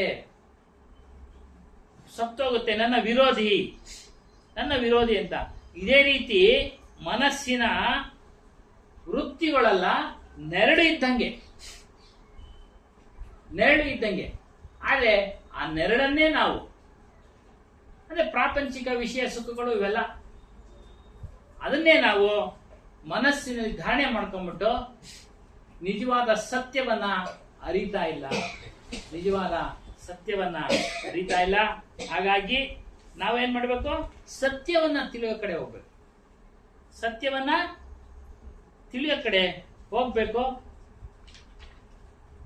ಸತ್ಯವನ್ನ ತಿಳಿದಾಗ, ಸತ್ಯಜ್ಞಾನವನ್ನ ತಿಳಿದಾಗ, ಅದನ್ನ ಅಳವಡಿಸಿಕೊಂಡಾಗ ನಮ್ಗೆ ಸುಖ, ಶಾಂತಿ, ಸಂತೋಷ, ಪರಿವರ್ತನೆ ಆಗದೇ ಇರತಕ್ಕಂಥ, ನಾಶ ಆಗದೇ ಇರತಕ್ಕಂಥ ಸಂತೋಷ ನಮ್ಗೆ ಲಭಿಸುತ್ತದೆ ಅನ್ನೋ ಒಂದು ಅಧ್ಯಾಯದ ಇದೊಂದು. ಹಾಗಾಗಿ ನಾವೆಲ್ಲರೂ ಸಹ ಸತ್ಯ ಜ್ಞಾನವನ್ನ ತಿಳಿಯೋ ಕಡೆ ಗಮನ ಕೊಡೋಣ, ನಮ್ಮ ಮನಸ್ಸನ್ನ ಕೇಂದ್ರೀಕರಿಸೋಣ. ಆ ಕಡೆ ವ್ಯವಹಾರಗಳಲ್ಲಿ ಇದ್ದೂ ಸಹ ಅದನ್ನ ಮಾಡಬಹುದು ಅಂತೇಳಿ ಅನೇಕ ಮಹನೀಯರು ನಮಗೆ ಮಾರ್ಗದರ್ಶಕರಾಗಿ ತಿಳಿಸಿದ್ದಾರೆ. ಅದರಲ್ಲೂ ವಿಶೇಷವಾಗಿ ಕಬೀರ್ ಸಾಹೇಬರು ನೇಗೆ ಕೆಲಸ ಮಾಡ್ತಾನೆ ಆಧ್ಯಾತ್ಮಿಕ ಸಾಧನೆಯನ್ನ ಮಾಡಿದ್ರು. ಮೂಢನಂಬಿಕೆಗಳನ್ನ ಕಳ್ಕೊಂಡ್ರು, ವಿಕಾರಗಳನ್ನ ಕಳ್ಕೊಂಡ್ರು ಕಬೀರ್ ಸಾಹೇಬರು. ಅವರ ಅನುಯಾಯಿಗಳು ಇಲ್ಲಿವರೆಗೂ ಯಾರ್ಯಾರು ಬಂದಿದ್ದಾರೋ ಎಲ್ಲಾ ಪಂಥದವರು, ನಾವು ಹೇಗೆ ಇದ್ರೊಳಗೆ ಹುಟ್ಟಿದ್ದೀವಿ ಅಲ್ವಾ, ಎಲ್ಲಾ ಪಂಥದವರು, ನಾನು ಇಂಥವ್ರು ಅಂತದ್ದು ಎಲ್ಲಾ ಪಂಥದವರು ಸಹ ಕಬೀರ್ ಸಾಹೇಬರ ಜ್ಞಾನ ಮಾರ್ಗದಲ್ಲಿ ನಡೆದು ಬೇರೆಯವ್ರಿಗೂ ತಿಳಿಸ್ತಾ ಇದ್ರೆ ಈ ಮಾರ್ಗದಲ್ಲಿ ನಡೀರಿ ಅಂತೇಳಿ ಅಂತ ಒಂದು ಜ್ಞಾನವನ್ನ ನಾವು ತಿಳ್ಕೊಳ್ತಾ ಇದ್ದೀವಿ. ಅದರಲ್ಲೂ ಅಭಿಲಾಷ್ ಸಾಹೇಬರು ಎಲ್ಲಾ ಶಾಸ್ತ್ರಗಳ, ಪುರಾಣಗಳ ಏನೇನಿದೆಯೋ ಪ್ರಪಂಚದಲ್ಲಿ ಆಧ್ಯಾತ್ಮಿಕ ಸಂಬಂಧಪಟ್ಟಂತ ಎಷ್ಟು ಗ್ರಂಥಗಳು ಭಾರತ ದೇಶದಲ್ಲಿದೆಯೋ ಅಷ್ಟೂ ಗ್ರಂಥಗಳನ್ನ ರೆಫರ್ ಮಾಡಿ ಇವರೆಲ್ಲ ನಮಗೆ ಉದಾಹರಣೆ ಮೂಲಕ ತಿಳಿಸ್ತಾ ಇದ್ದಾರೆ. ಉದಾಹರಣೆ ಮೂಲಕ ತಿಳಿಸಿರೋ ಗ್ರಂಥಗಳನ್ನ ನಾನು ರೆಫರ್ ಮಾಡಿ ಸ್ವಲ್ಪ ನಮ್ಗೆ ಬೇಕಾಗಿರೋ ಅಷ್ಟು, ನಾವೇನು ಅಷ್ಟೊಂದು ಪಾಂಡಿತ್ಯ ಇಲ್ಲ ನಮ್ಗೆ, ಅಷ್ಟೊಂದು ಜ್ಞಾನಿಗಳಲ್ಲ, ನಾವೆಲ್ಲ ವಿದ್ಯಾರ್ಥಿಗಳೇ, ಖಚಿತಪಡಿಸ್ಕೊಂಡಿದ್ದೀನಿ. ನಾನು ಗೀತೆನ ರೆಫರ್ ಮಾಡಿದ್ರು, ಆ ಗೀತೆ ಅಂತಂದು ಹೇಳಿದ್ದೀನಿ ನಿಮ್ಗೆ, ನೋಡಿ ಇದೆ ಕರೆಕ್ಟ್ ಆಗಿ ಇದೆ ಹೇಳಿದ್ದಾರೆ ಅಂತ. ಉಪನಿಷತ್ತುಗಳು, ಆ ಪುಸ್ತಕಗಳು ಅಲ್ಲಲ್ಲಿ ಒಂದೊಂದೇ ಶ್ಲೋಕ ನೋಡಿ, ಇಲ್ಲಿ ಹಿಂಗೆ ಹೇಳಿದೆ, ಇಲ್ಲೇ ಹಿಂಗಿದೆ, ಸರಿ ಯಾವುದು ತಪ್ಪು ಯಾವುದು ಅಂತ ತಿಳಿಸಿ ನಮ್ಗೆ ತಿಳಿಸ್ತಾ ಇದ್ರೆ. ಅದರಿಂದ ಇಂತಹ ಜ್ಞಾನವನ್ನ ತಿಳಿದು ನಾವು ನೀವೆಲ್ಲರೂ ಮುಕ್ತರಾಗೋಣ ಅಂತ ಅವಕಾಶವನ್ನ ಎಲ್ಲಾ ಸಾಧು ಸಂತರು, ಮಹಾತ್ಮರುಗಳು ನಮ್ಗೆ ನೀಡ್ಲಿ ಅಂತ ಹೇಳ್ತಾ ಇದನ್ನ ಸತ್ಸಂಗ ಕಾರ್ಯಕ್ರಮವನ್ನು ಮುಕ್ತಾಯ ಮಾಡ್ತಾ ಇದ್ದೀನಿ. ಬೋಲಿಯೇ ಶ್ರೀ ಸತ್ನಾಮಾದಿ ಕಬೀರ್ ಸಾಹೇಬ್ ಕಿ ಜೈ, ಸದ್ಗುರು ಶ್ರೀ ಸಾಹೇಬ್ ಕಿ ಜೈ, ಗುರು ಮಾತಾಜಿ ಕಿ ಜೈ. ನೋಡಿ ಅಂತ ಹೇಳ್ತಾರೆ, ಇಲ್ಲ ಏನಿಲ್ಲ, ಅದು ಆನ್ ಆಗ್ತದೆ. ಅದು ನಂದು ಆನ್ ಆಗ್ತಾ ಇಲ್ಲ. ನಿಮ್ಮದು ಕಾತ್ಕೊಂಡು